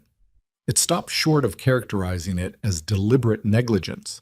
The consultants were careful about that distinction, but it was clear, in the dry language of technical reviews, that the decisions made that morning were not the decisions of a person who hadn't understood the stakes. Damian Cole's employment with Noveris Robotics was terminated, effective the date of the review's conclusion. Adrian sat with that for a while. He'd known it was coming. Vanessa had indicated as much, obliquely, in the conversation 2 weeks earlier. But knowing something is coming and reading it in black and white were not the same experience. He thought about what Vanessa had said, that Damian was a talented engineer who'd been promoted past the edge of his skill set. He thought about the look on Damian's face when Adrian had walked onto the production floor behind the CEO, the face of a man looking at an equation that shouldn't be possible. He thought about the log entry, contractor acoustic misidentification, assessed and ruled out, and what it must have required, what kind of internal state, to write that sentence while knowing about the email from Ryan Cho sitting in your inbox 47 minutes earlier. Not malice, exactly. Something worse than malice in some ways, and more human. The specific pride of a man who had decided that his judgment was worth more than the evidence, and who had documented that decision with the confidence of someone who expected never to have to answer for it. He put the review away and made a second cup of coffee and sat with the Saturday morning quiet for a while. He wasn't glad Damian was gone. That was the honest answer, and it surprised him slightly. He'd expected to feel something more like satisfaction, or at least the neutral completion of a logical sequence. Instead, he felt something that was closer to the tired aftermath of a thing that should never have had to happen. The specific weight of a preventable failure and all the decisions over all the weeks and months that had led to it being preventable and nevertheless not prevented. The production line was running clean. Ryan Cho was getting a title that reflected what he'd actually been doing for 2 years. The flag protocol was going into the company standards. That was what he had. It would have to be enough. The week after the review's conclusion had a different quality than the weeks before it. The team knew. The summary had gone to department heads, and in any organization where people were paying attention, that meant it went everywhere within about 6 hours. And what they did with that knowledge varied by person in ways that were revealing. Ryan Cho came into work on Monday morning and did not say a single word about the review, the termination, or anything adjacent to either. He pulled up his calibration verification queue and started working through it with the same focused efficiency he brought to everything. Adrian watched this happen and thought that Ryan was either very good at compartmentalizing or had been processing this for long enough that he'd arrived somewhere close to settled. Maybe both. Gerald Taft mentioned it once, directly, in a conversation with Adrian about the third track's upcoming maintenance window. The review came out, Taft said. I read it, Adrian said. It was thorough. Taft paused. Marcus Webb is thorough. That's why Vanessa uses him for these things. Is there something you want to say about it? Adrian asked. Taft thought about it for a moment. He was a man who said things when he had them organized and not before, which Adrian had come to appreciate in the 3 weeks they'd worked together. I want to say that I heard you that first morning, Taft said, when you came in and did your speech, about the 2 notifications, the flag protocol. He paused. I was one of the people in wait-and-see mode. I want you to know that the wait-and-see is over. What changed it? Adrian said. The audit, Taft said. The 9 parameters. I've been on this team for 2 years. I ran mechanical integration on this system. He stopped. I should have caught some of those. They were in my scope. Some of them were at the edge of acceptable range, Adrian said. Not obviously wrong. Edge of acceptable range has a way of becoming outside acceptable range, Taft said. I know that. I know it. And I didn't look. It wasn't self-flagellation exactly. It was the steady, clear-eyed accounting of a person who was figuring out the distance between what they thought they were doing and what they'd actually been doing, and wasn't trying to minimize it. That's why the audit exists now, Adrian said. Not to find what people missed, to make sure we don't rely on anyone catching everything. Taft nodded. Then he went back to the maintenance window schedule, and Adrian went back to his workstation, and that was that. Sandra Lee took somewhat longer. She wasn't hostile. She'd never been hostile. The wait-and-see mode wasn't a hostile posture, but she was careful in a way that the others weren't, and she asked more questions about the reasoning behind decisions than anyone else on the team. Adrian had initially read this as skepticism, and it was partly that. But he came to understand over the course of the 3rd and 4th weeks that it was primarily something else. She'd been at Novartis for 3 years. She'd watched the engineering culture form under Damien's leadership, had worked within it, had made her peace with its limitations in the way that people made their peace with institutional environments that weren't perfect, but were livable. She was trying to determine whether what was happening now was real or whether it was a temporary disruption that would settle back into a modified version of the same thing. That was a legitimate thing to be figuring out. Adrian didn't rush her. The moment that shifted it, for Sandra specifically, was unremarkable in itself and was probably not the moment she would have expected. It was a Wednesday afternoon, 3.5 weeks after Adrian had started. The team was doing a calibration walkthrough on the 2nd track. Adrian's initiative, going through the verification protocol in person rather than just reviewing logs. And they'd reached the drive assembly, which was where the phase offset parameter lived, where everything had started. Sandra was running the verification on her tablet, reading the parameter values aloud while Ryan confirmed them against the spec sheet. HC phase offset, she said, 0.18. Confirmed, Ryan said, within spec nominal range. She made the note, moved to the next parameter, stopped. Adrian, she said. He looked over. The day of the demonstration, she said, when you wrote the diagnosis on the clipboard, before the failure, you wrote down the parameter name and the spec range. She paused. How did you have the spec range memorized? It was a real question, not a rhetorical one. I don't have it memorized, he said. I had the encoder model from the visual on the drive assembly. I looked up the range on my phone in the maintenance corridor while I was waiting. She blinked. You looked it up on your phone? Yeah. While you were being escorted away from the floor. I had some time, he said. She looked at him for a second, then she looked at Ryan. Then she looked back at the drive assembly. Okay, she said, and went back to the verification. But something had moved. He could tell. The slight shift in her posture, the way she held the tablet after that, a fraction more settled. It wasn't the drama she'd probably imagined. It was just a man who'd pulled out his phone and looked up a specification because the information was relevant and he needed it. That was it. That was the whole thing. He'd never claimed to be exceptional. He'd just claimed to be right. Damien Cole came back to the building once, on a Tuesday morning, to collect personal items from his former office. Adrian knew this because he saw him in the hallway, briefly, at about 9:45. He was with a facilities person, not Cal, someone Adrian didn't recognize, and he was carrying a single cardboard box. Engineering certificates and frames, a coffee mug, the kind of items that accumulated in an office over years and had to be retrieved when the office was no longer yours. He saw Adrian at the same moment Adrian saw him. They were maybe 20 feet apart in a hallway that was otherwise empty, and the moment had that specific quality of two people deciding simultaneously how to navigate something neither of them had planned. Damien looked not defeated exactly. That word implied something that had been struggling and had run out of energy, and that wasn't quite right. He looked like a man who had done his accounting and found the number he'd come up with and was in the early stage of figuring out what to do with it. That was a different thing. He nodded, a single, short nod. Adrian nodded back. Damien walked past him toward the elevator. Adrian walked toward the engineering floor. That was all. It wasn't a reconciliation, and it wasn't a confrontation, and it wasn't anything Adrian had a clean category for. It was just two people in a hallway acknowledging that they'd both been present for something significant, in different roles, with different outcomes. He went back to work. Mia's recital had been the Saturday after Adrian's first week at Novaris.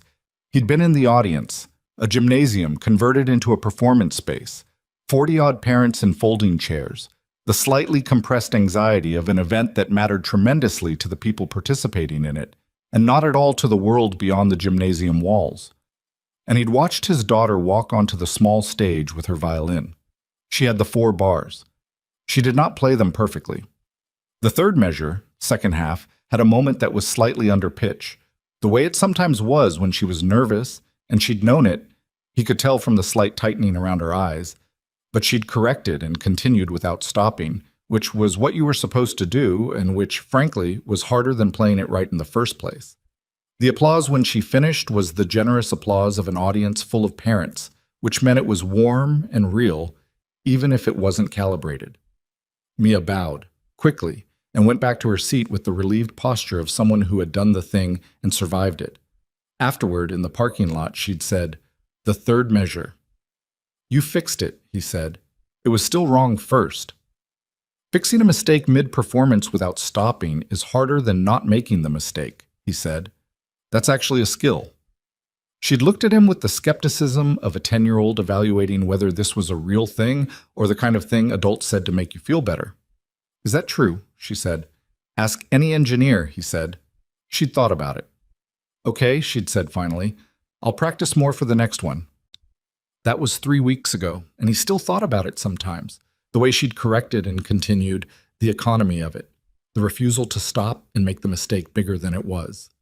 He'd filed it in the folder with the resonance through the glass and the calibration log at 0.00, and Ryan Cho's email at 7:18. All the things that told you something true about how the world worked, if you were paying attention.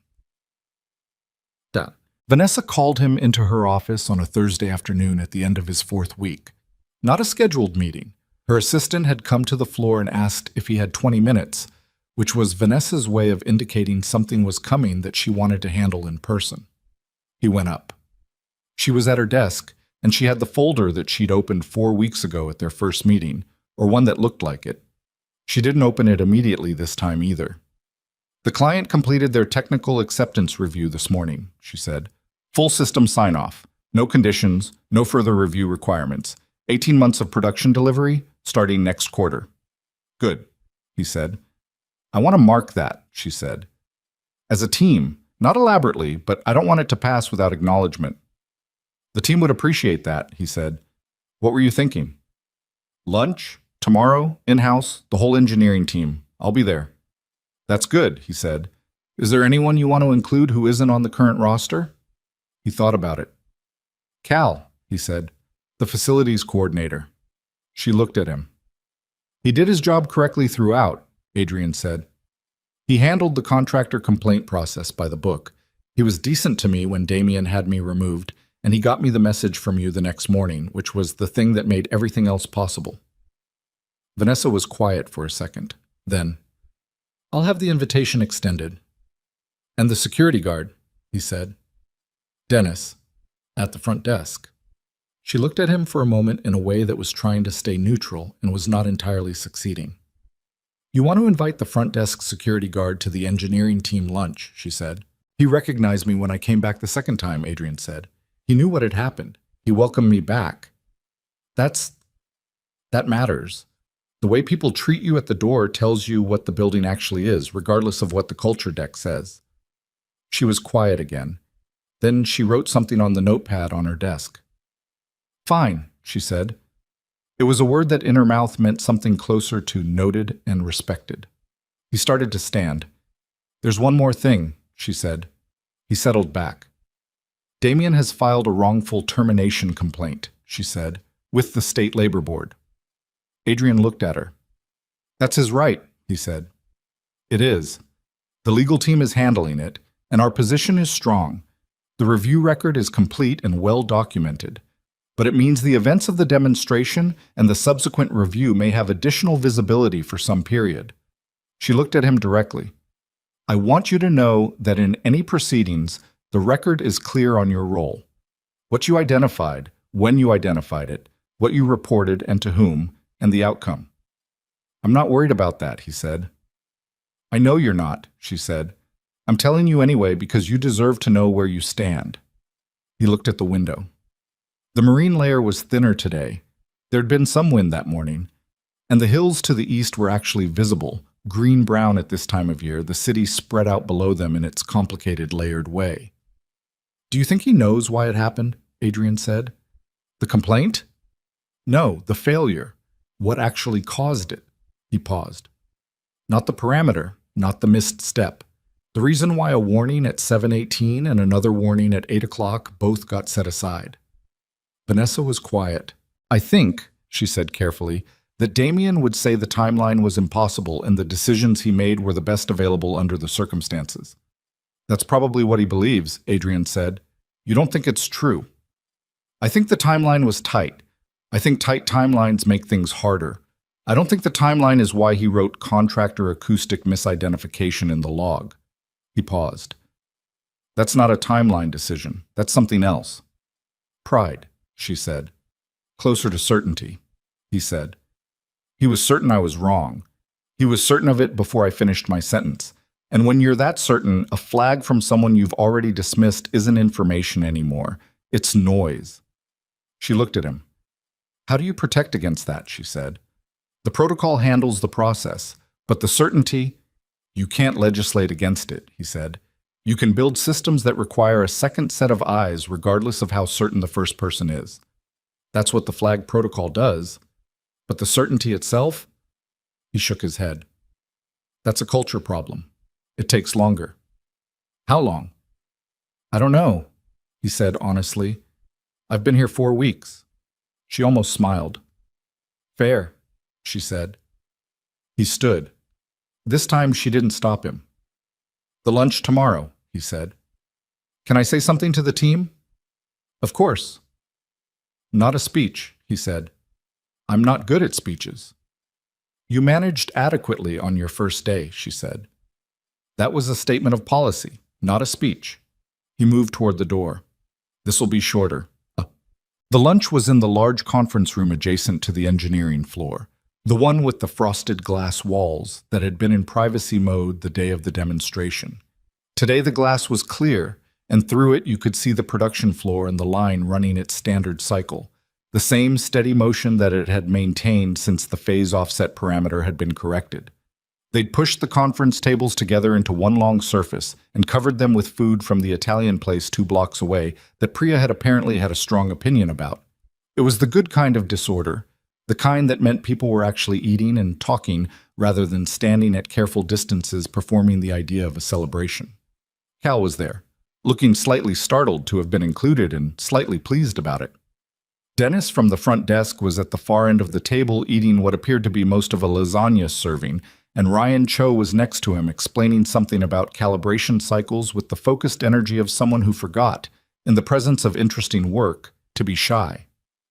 Adrian stood near the window at the point when things had settled enough that he felt like the moment was right. I said I wasn't going to do a speech, he said, loudly enough to carry, but not so loudly that it felt like a declaration. The room came to attention, the way rooms did when the pitch of things shifted. This is shorter than a speech. He looked around the table. Cal, Dennis, Priya, who had an expression he'd come to recognize as her version of paying careful attention. Ryan, who had stopped explaining and was watching. Taft and Sandra. side by side, both looking at him. The junior engineers. Vanessa Hayes at the end of the table, hands folded, watching with the still attentiveness that was distinctly hers. 4 weeks ago, Adrian said, a production line failed during an $80 million demonstration. It failed because a calibration step was missed, and 2 separate warnings were not acted on. That's the facts of what happened. He paused.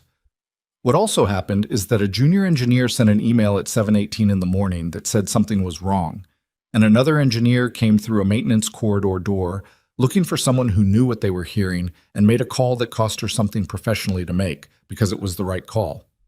He looked at Ryan, then at Priya. The contract is signed because of those 2 decisions, he said. The engineering fixed the system, but those 2 decisions made it possible for the engineering to happen. I want that on the record.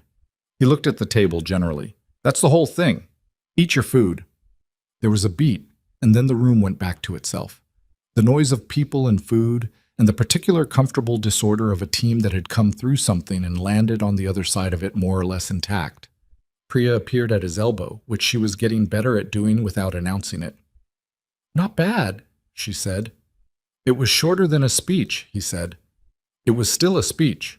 He picked up his plate. How's the 3rd track synchronization on the afternoon run? He said. She stared at him. We're at lunch, she said. I know. How's the 3rd track? It's fine, she said, with the resigned quality of someone who had accepted a fundamental truth about a colleague. The numbers are exactly where they should be. Good, he said. He ate his food. Around him, the room was loud and warm and complicated in the specific way that rooms are when they're full of people who have been through something real together and are figuring out what comes next. The production line moved through the glass, steady and continuous, the way it was supposed to. The wrongful termination complaint took 11 weeks to resolve. Adrian knew this not because he was tracking it closely, but because Marcus Webb had kept him informed at intervals, the way you kept a relevant party informed about something that touched their work without requiring them to be involved in the machinery of it. The labor board reviewed the documentation, the review record, the calibration logs, the email thread, the flag entries. The technical consultant's assessment, all of it went into the proceeding in the organized, thorough way that Marcus Webb did everything. The complaint was dismissed on a Wednesday morning in late autumn. Webb sent a single-line email to the department heads. Labor Board has issued its determination. Complaint dismissed. No further action required. Adrian read it at his workstation, noted it, and went back to the velocity parameter review he'd been running on the first track's updated encoder configuration. Priya came by around 10 and said, Webb's email. Yeah, he said. That's it? What else should it be? She looked at him for a second. I don't know, something. The determination was the right one, he said. The record was clear. That's what the record is for. She seemed to want more from that moment than it was willing to give, and he understood that impulse. The human desire for things to arrive with appropriate weight, for resolution to feel like resolution rather than just the cessation of a pending item. But he'd learned, over enough years of solving problems, that most things ended less like a door closing than like a light you'd left on in another room that you finally remembered to switch off. The room was the same. You just stopped using the electricity. How's Ryan's section coming? He asked. She exhaled. Fine. He finished the encoder recalibration on track 2 yesterday. Numbers look good. Tell him to document the before and after delta, not just the final value. I want the history and the log. I'll tell him, she said, and went. Ryan Cho's formal promotion to senior calibration engineer had come through 6 weeks earlier, on a Thursday, and had been marked by exactly the kind of institutional ceremony that Ryan seemed most comfortable with, which was nearly none. Vanessa had sent a company-wide email. Marcus Webb had updated the org chart. HR had processed the paperwork. Ryan had come into work on Friday with the same glasses and the same focused quietness, and had sat down at his workstation and continued doing the job he'd already been doing, except now the title on his badge matched what the job actually was. Adrian had said, at some point that Friday afternoon, "Congratulations." Ryan had said, "Thanks." The recalibration on track 3 is showing a 2% variance from spec on the mid-range velocity band. I want to look at the servo tuning. Show me, Adrian said. They'd spent the next hour and 40 minutes going through the servo tuning data together, which was, in the particular language of engineers, its own form of acknowledgement. Ryan knew it, Adrian knew it. Neither of them needed to say so. What Adrian noticed over the weeks that followed was the way Ryan moved differently in the space. Not dramatically. He wasn't a different person, and he'd never been invisible exactly, just careful in the way that people were careful when they'd learned that being visible carried risk. But he asked questions in team meetings now without prefacing them with 3 qualifiers about why the question might not be relevant. He sent emails when he saw something that needed to be sent, and he sent them clearly and without the apologetic hedging that had been in his earlier communications, before anyone had explicitly told him that the hedging was necessary. That was the thing about culture. You couldn't point to the moment it changed. You could only see, in retrospect, that something was different from what it had been, and try to understand what had shifted. The production delivery began in the second quarter, on schedule, and the first 3 units came through the line in the 8th week of production with 0 fault events during final validation. Adrian was on the floor for all 3, not because he needed to be. The protocol was solid. The team knew it. Ryan and Priya and Taft between them had the validation sequence completely in hand, but because it was the first real-world test of everything they'd built since the demonstration, and he wanted to see it. The 3rd unit came through at 2:40 in the afternoon on a Thursday. Clean run, all parameters within spec, the validation checklist complete to the last line. Sandra Lee, who was running the validation station that day, looked at the final telemetry readout and said, "That's a pass." There was a brief pause in the room, then Taft, who was standing at the line's tail end, said, "Good." And that was it. They processed the unit through to shipping prep, logged the validation record, and the shift continued.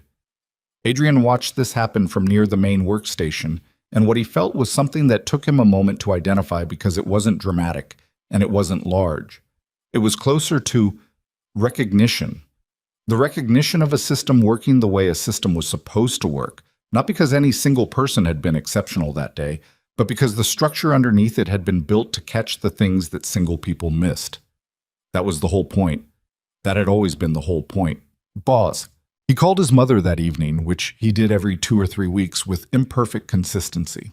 She lived in Phoenix now, had moved there after his father died 4 years ago, and she filled her life with a combination of a part-time job at a garden center and a rotating cast of neighbors and book club acquaintances that she navigated with the social competence Adrian had never inherited from her. She asked how work was going, and he gave her the version that translated across the gap between what he did and what she understood about it. The company had a big contract. The systems were working well. The team was good. "And Mia?" she said. "She's good. She's doing a science project on migratory birds." "She called me last week," his mother said. "She told me about a bird that can hold a grudge." "Ravens," he said. "They can recognize human faces and remember which ones have been hostile to them." "She said you told her that." "She asked." His mother was quiet for a second in the way she was quiet when she was going to say something she'd been saving. "She also told me about your new job," she said. "She beat me to it. She said you were fixing things again. That's the word she used. Again." A pause. "She said she could tell you were happier." Adrian looked out the kitchen window. The evening was clear for once, the marine layer having pushed offshore, and the city was doing its version of a clear evening, which was all lit edges and soft middles. "I don't know if happier is the right word," he said. "What's the right word?" He thought about it. "Occupied," he said, "in the right way. Like the work requires enough of me that there's not a lot left over to be anything in particular." "That sounds like happiness," his mother said, "or the version of it that works for you." He didn't argue with that. Damian Cole was not a presence in Adrian's life after the hallway encounter, but he was occasionally a presence in Adrian's thinking, in the way that people sometimes are when they've been the hinge point of a significant event. You didn't have to wish them ill or forgive them in any formal sense. They just occupied space in the story of something that happened, and you passed through that space sometimes when you were revisiting the story. He heard, through a channel he couldn't specifically reconstruct, something Webb had mentioned in passing, or something Priya had picked up from somewhere. that Damien had found a position at a smaller firm, something in the automation sector, a technical role rather than a leadership one. He didn't know if that was a step back or a step towards something more appropriate, and it wasn't his to know. What he thought about, when he thought about Damien at all, was the email at 7:18. Not Damien's response to it. He'd spent enough time thinking about that response. But the email itself, and what it required of Ryan Cho to send it, to be the junior person on the team, to see something that looked wrong, and to put it in writing and send it up the chain to someone with a PhD and a title and the specific authority that comes from being the person whose decisions everyone else's work flows through. That required something. It required a belief, not a certainty, because you couldn't be certain, but a belief that the information was more important than the social cost of offering it to someone who hadn't asked for it and might not want it. Ryan had had that belief. It hadn't been rewarded the first time. He'd sent the email and watched it get filed as not critical, and then he'd stood at the wall during the demonstration and watched the system fail exactly where he'd predicted it would, in the silence of someone who understood that being right and being heard were two different things. And then Priya had come through the maintenance corridor door. And then the line had run. The thing Adrian kept coming back to, the thing that felt most true to him, most like something worth saying out loud if anyone ever asked him what the lesson of all this was not about competence. It wasn't about expertise or the Foster-Wren algorithm or his 11 years at Kellerman or any of the credentials that made Vanessa Hayes decide to trust him when she needed someone to trust. Those things mattered, but they weren't the center of it. The center of it was the email at 7:18. A person seeing something that needed to be seen and saying so in writing to the person who needed to hear it, in full knowledge that the hearing was not guaranteed. That was the thing that made everything else possible, not just on that particular Tuesday morning, but in general, in every system that had ever worked the way it was supposed to work, in every organization that had ever caught a failure before. The failure became a catastrophe. There was a version of that email. Someone who saw and said. Someone who decided that the discomfort of being the person who raised the flag was worth less than the cost of not raising it. That belief was not natural to everyone. It had to be built into the environment, had to be made safe enough to practice, had to be rewarded visibly enough that the next person with the next concern could look at what happened to Ryan Cho and think, that worked. I can do that. That was what the flag protocol was actually for. Not the procedural mechanics of it, the two-reviewer requirement, the automatic delay trigger, the documentation standards. Those were the scaffolding. The thing underneath the scaffolding was the message that the information mattered more than the hierarchy, that being right was worth more than being quiet, and that the person who sent the email at 7:18 was the person this organization intended to protect. 6 months after the contract signed, Vanessa Hayes called a full company meeting for the first time since the demonstration. It was held in the largest conference room, not large enough for the whole company, which had grown since the contract, so they'd set up video feeds into the secondary rooms and the break areas, and people clustered around monitors with their coffees and their breakfasts and the slightly self-conscious energy of an organization that didn't do this kind of thing often. Vanessa stood at the front of the main room and gave the kind of address she was good at, direct, specific, without inflated language. The contract was in delivery phase, performing on schedule. The engineering team's validation record over the past 6 months was clean. The company's next funding round had closed, and she named the number, which was substantial. 2 additional client conversations were in advanced stages, one of them at a scale comparable to the initial contract. She talked about growth, what it meant in practice, what it would require, what the risks were in scaling an operation that had been built carefully and could be damaged by moving too fast. She did not say, "I learned something." She was not the kind of person who said that in public. But she said this: the standards that the engineering team has established for this facility over the past 6 months represent the baseline for everything we build going forward. Not a high bar for established teams, and a lower one for new teams. The same bar. What gets validated here, how it gets validated, and the expectation that concerns raised by any member of the team receive documented review. That's not a policy that applies to one product line. It's the policy. If we're going to grow, that's what we're growing. Adrian was in the back of the main room, coffee in hand. He was not someone Vanessa was looking at when she said it, and she'd said it without attributing it to him, which was the right call. It wasn't his to own publicly. It was the company's. Or it was nothing. Priya, standing next to him, said quietly, "She means it." "Yeah," he said. "How can you tell?" She said, "That's the policy, not that's our goal," he said. "Goals are aspirational. Policies have consequences." Priya thought about this. "You're kind of a particular person," she said. "You've mentioned it." The thing about starting over, and Adrian had done it, even if he wouldn't have used that phrase, which carried more drama than he was comfortable with. The thing about starting over was that it required you to hold two truths at the same time that seemed like they should contradict each other. The first truth was that what you'd had before was real. The 11 years at Kellerman were real. The algorithm was real.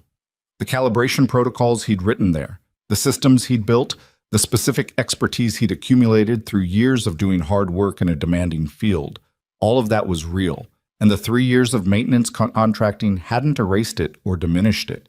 It had been there the whole time in the folder, waiting.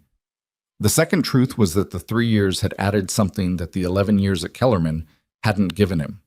And this was the harder one to articulate, the one that felt less like a lesson and more like a thing that was just true once you'd lived it.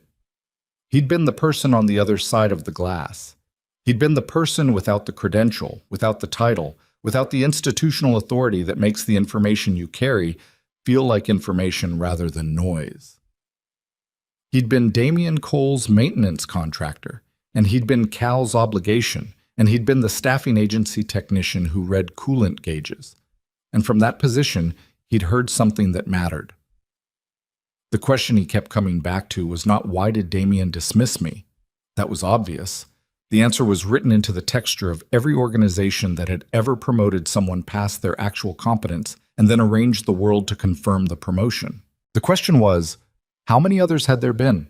How many times, in how many facilities, had someone in a temporary badge and a canvas tool bag heard something wrong and tried to say so and been logged as a misidentification and escorted back to their coolant lines? He didn't know. He couldn't know.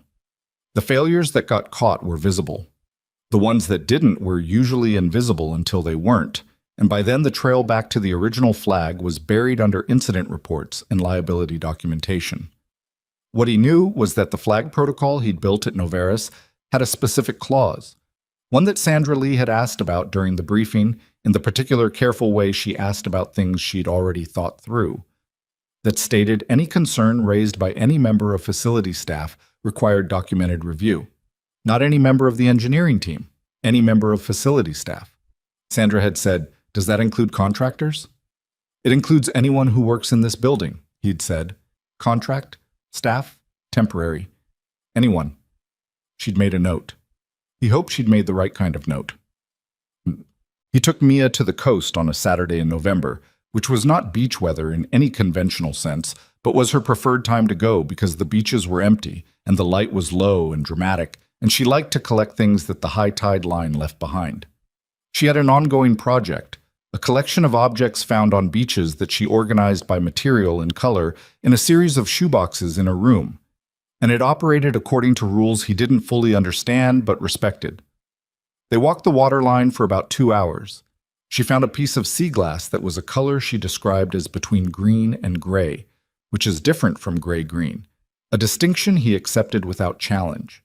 He found a rusted bolt that she rejected as insufficiently interesting, which was fair. At some point she said, without looking up from a cluster of shells she was evaluating, "Are you going to stay at this job?" "I think so," he said. "Why?" "You stayed at the other one a long time," she said, "and then you left." "That was different."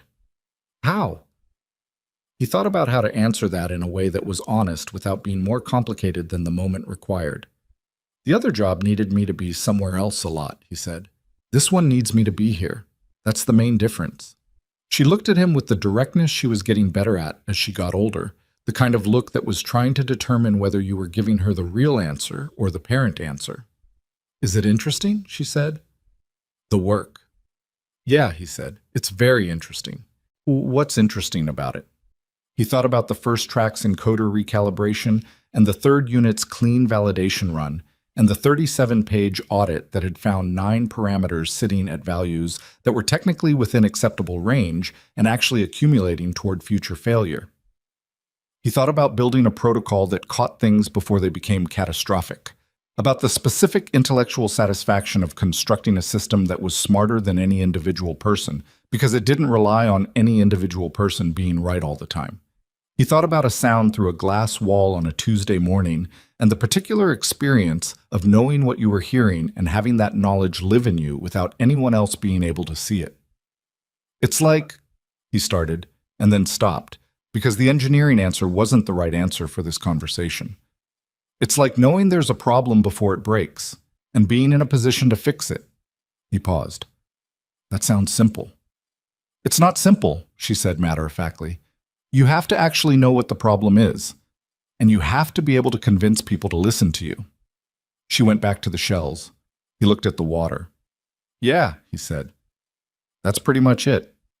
Winter came and the production delivery continued on schedule, and the engineering team settled into the particular rhythm of a group of people who had learned to work together in conditions that required them to be both good at their jobs and honest about their limitations. Ryan Cho sent his flags in clear language without apology, and they were reviewed and documented and acted on when action was required and closed with explanation when it wasn't. Sandra Lee became, gradually and without announcement, the person that the junior engineers went to when they weren't sure whether something needed to be flagged, which was itself a kind of flag system operating below the formal one. Gerald Taft retired on a Friday in January after 31 years in the industry, which he marked by bringing in a sheet cake from the bakery 2 blocks over and eating a piece of it at his workstation while answering his final round of maintenance window questions from the junior engineers. Adrian shook his hand on the way out. Taft said, "You've got a good team." Adrian said, "I inherited a good team." Taft said, "That's a generous way to put it," and walked out. They backfilled Taft's position over 6 weeks, running a process that Adrian shaped, not controlling it because hiring wasn't his primary domain, but shaping it, specifically around the questions asked in the technical interviews. He'd written 3 of them himself, and they were the kind of questions that didn't have a single right answer and were designed to reveal how a person thought about uncertainty. Not what do you do when you're right and no one listens? That was too on the nose.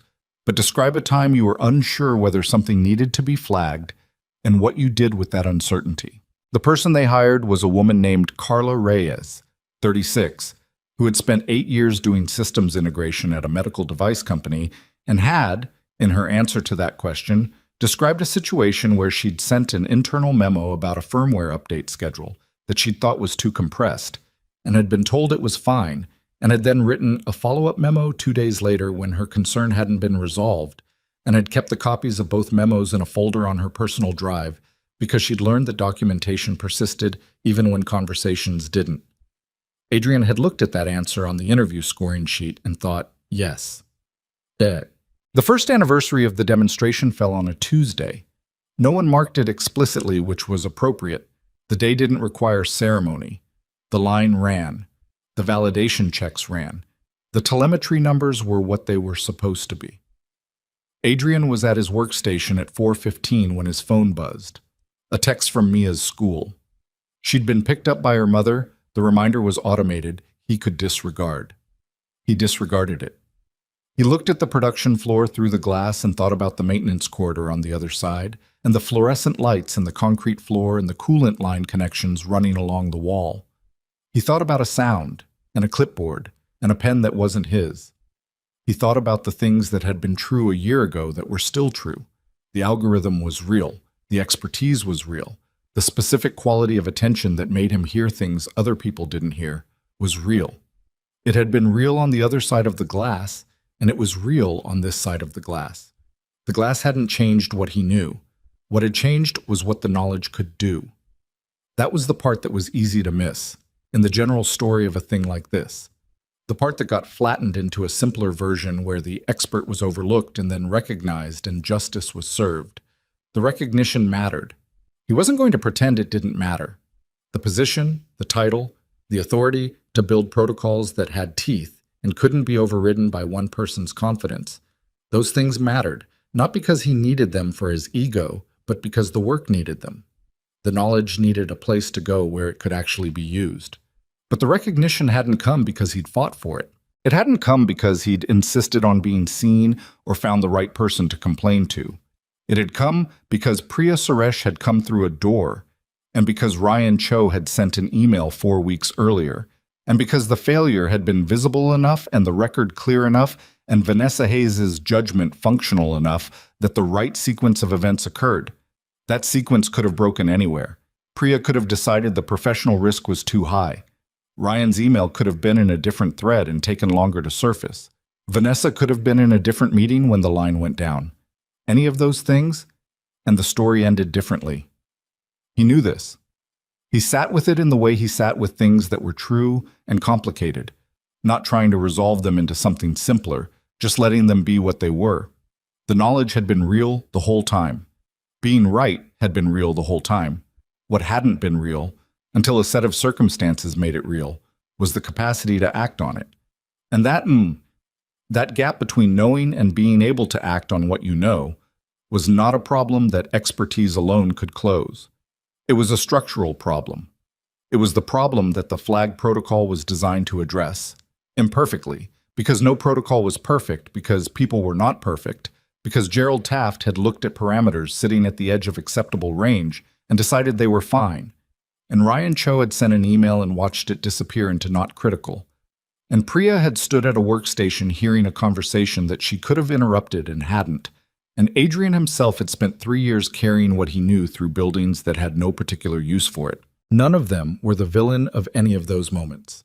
They were just people, operating in the conditions their environments created, making the decisions that those conditions made available.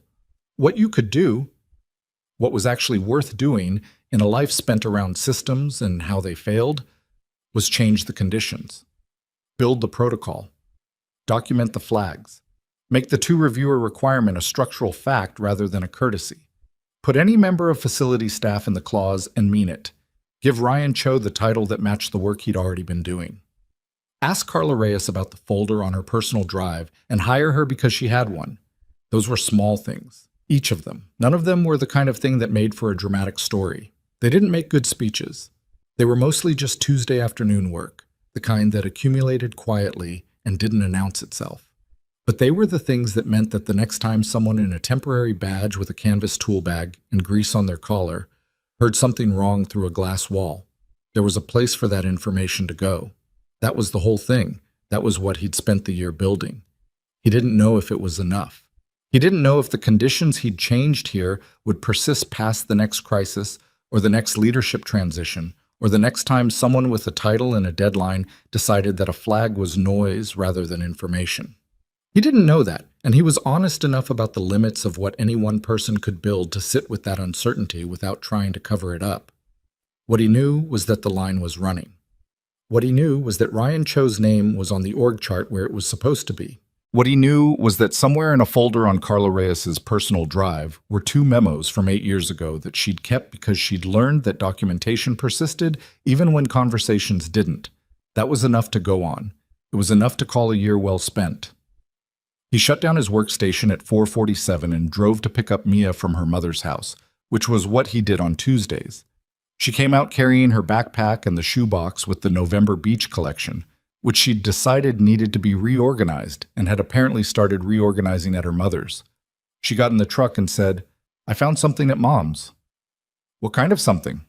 She held up a small object, a gear, old, slightly corroded, maybe 1.5 inches in diameter. "It was in the junk drawer," she said. "Mom said it's been there forever and she doesn't know where it's from." He looked at it. "It's a spur gear," he said. "From something mechanical. Old. The tooth profile is a style they stopped using about 20 years ago. Is it interesting? For the collection?" "For the collection." He looked at it again. Small, imperfect, corroded at the edges, origin unknown. A component from some machine that no longer existed, or that existed somewhere in a form that no longer included this particular gear. Something that had been part of a system, that had done the work the system required of it, and had ended up in a junk drawer. "It's interesting," he said. She put it in the shoebox with the sea glass and the rejected bolt, and the shells organized according to rules he didn't fully understand. He started the truck and drove home, and the city came up around them in its usual complicated way, all lit edges and traffic and the low winter light coming in sideways through the windshield. Mia said from the passenger seat, "Dad?" "Yeah." "The third measure is better now." "Yeah?" "I've been practicing the fingering differently. Mrs. Okafor showed me." She paused. "It's not perfect, but it's better." He looked at her sideways, briefly, the way you could look when you were at a red light. "Better's enough," he said. "Is it really?" He thought about a parameter adjusted by a single value on a Wednesday morning. A number changed from 0 to 0.1818. Not the most refined possible calibration, the middle of the spec range, reliable baseline, not the ceiling of what the system could do. Just enough to let everything else work. "Better's usually where it starts," he said. "You keep practicing, it gets closer." The light changed. He drove. She held the shoebox on her lap the rest of the way home, and neither of them said much, and the city moved past the windows in the particular way it did on winter evenings. Darker earlier, the lights coming on in buildings, the ordinary ongoing life of a place full of people who were all somewhere in the middle of something, not at the beginning and not at the end, just in the part where the work happened. That was where he was too, right in the middle of it, still listening.